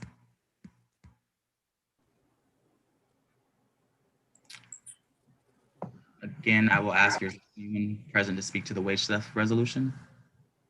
Councilor Davila, I'm going to defer to you, and then I'll certainly fill in if necessary. Sure, Councilor Hurst, I was going to defer to you, my good sir. Take it away.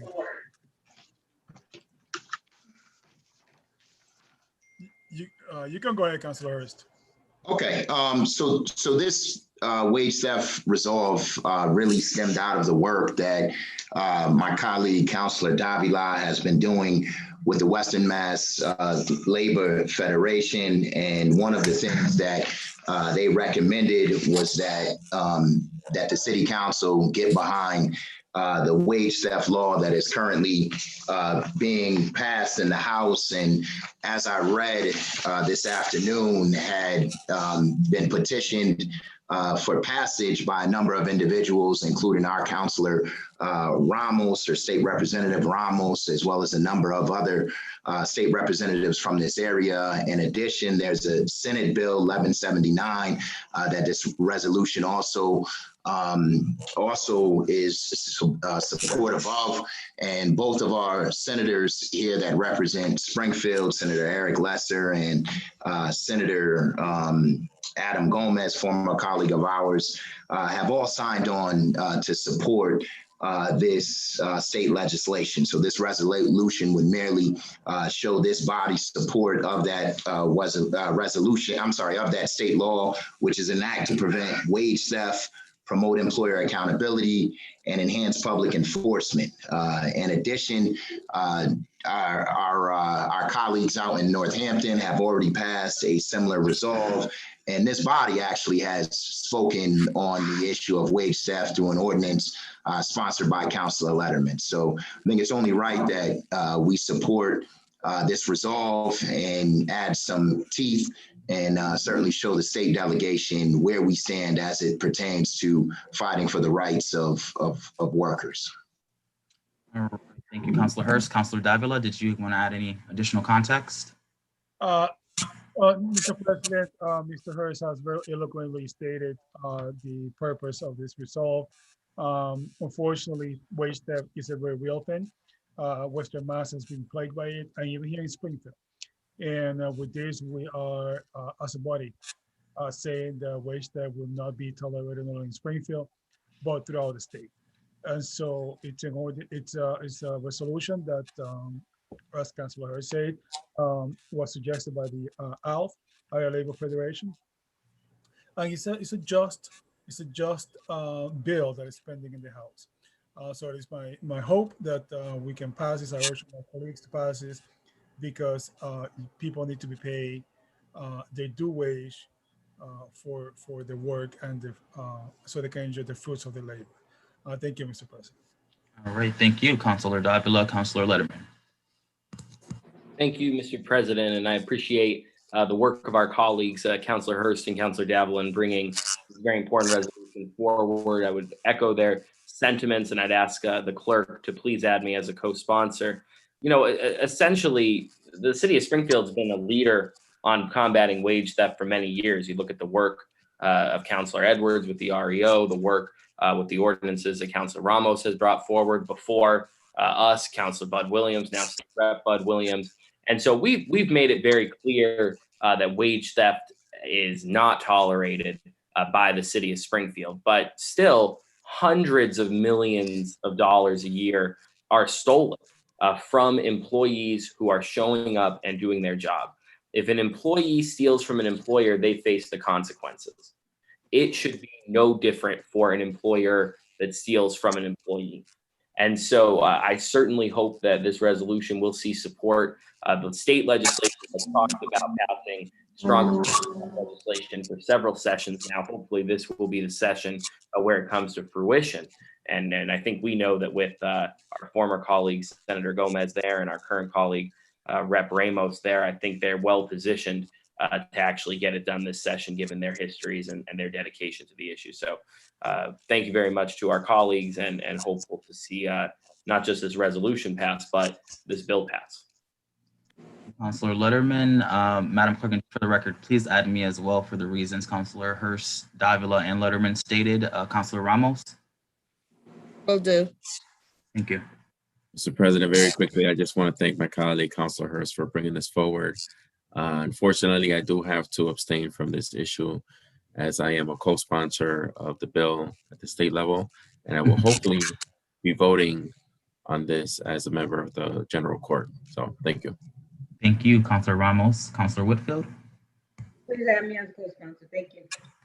All right, thank you, Councilor Whitfield. Are there any other comments or questions from the council at this time? Councilor Gomez.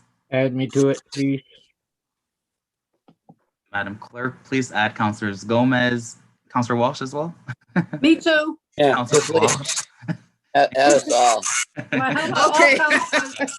Will do. Yeah, please. Will do. Thank you, Councilor Letterman. I just wanted to thank Councilor Allen for his work on the REO as well. I just want to leave him out. Thank you. Appreciate it. Thank you. Thank you. Any other questions this evening or comments from the council? All right, seeing none, Madam Clerk, can you please call the roll in passing this resolution? Yes, will do. Yes. Councilor Edwards. Yes. Yes, Councilor Letterman. Yes. Yes, Councilor Gomez. Yes. Yes, Councilor Allen. Yes. Yes, Councilor Curran. Yes. Yes, Councilor Whitfield. Yes. Yes, Councilor Ramos. Oh, I'm sorry. He said he had to be abstain. Councilor Ramos. Abstain, Madam Clerk. Councilor Brown. Yes. Yes, Councilor Walsh. Yes. Yes, Councilor Davila. Yes. Yes, Councilor Fenton. Yes. Yes, Councilor Hurst. Yes. Yes, Councilor Williams. Yes, the resolve has been accepted by the council. Madam Clerk, is there any further business before the city council this evening? No, only the executive session. Oh, geez, I did forget about that. Well, seeing no other business before this council, executive session being the last thing, may I please have a motion, Councilor Walsh? Yes, if we do go into executive section, is it the same Zoom link, or do we have to leave the meeting and join with a different Zoom address? Yes, we will need to leave this meeting and join the Zoom address for executive session. Okay, thank you. You're welcome. Councilor Letterman? Mr. President, I move that we enter executive session for the purpose of discussing litigation for which public debate would be detrimental to the litigating position of the body without returning. All right, thank you, Councilor Letterman. Motion has been made. Councilor Davila on the motion. Second. It's Been properly seconded by Councilor Davila on the motion. Just clarifying, is that a new executive link or is that the old? It's the new links that have been sent out by Focus. Yes. Got it. Thank you, Mr. President. You're welcome. So a motion has been made by Councilor Letterman and seconded by Councilor Fenton. Yeah, I did it. All right. Question on the motion. I'm sorry, Councilor Gomez. Gomez on the motion. Right, never been in an executive meeting. Who joins the executive meetings? Councilors do, Councilor Gomez, and it's the executive session link that was last sent by Focus Springfield and our clerks with the list of revised links that we should link onto. So we had the link sent out about 2:40, between 2:40 and 2:50 today by I want to say Susan. So yeah. Thank you, Councilor Whitfield. And if someone just maybe wouldn't mind just forwarding that so it's at the top of folks' inbox just for informational purposes, I would appreciate that. Yeah, mine as well, Mr. President. That'd be helpful. Thank you. Sure thing. All right. I just forwarded it to everybody. Thank you, Councilor Letterman. Thank you. Motion on the floor by Councilor Letterman, seconded by Councilor Fenton. Madam Clerk, can you please call the roll on going into executive session? Yes. Councilor Edwards. Yes. Yes, Councilor Letterman. Yes. Yes, Councilor Gomez. Yes. Yes, Councilor Allen. Yes. Yes, Councilor Curran. Yes. Yes, Councilor Whitfield. I just want to make sure that we said we're going into executive session and not returning to regular meeting. Yes. Yes. Okay, all right then, yes. Yes, Councilor Ramos. Yes. Yes, Councilor Brown. Yes. Yes, Councilor Walsh. Are we going into it immediately or can I get a glass of water? I'll give everyone a 1-minute recess, but yes. Thank you. Yes. Yes, Councilor Davila. Yes. Yes, Councilor Fenton. Yes.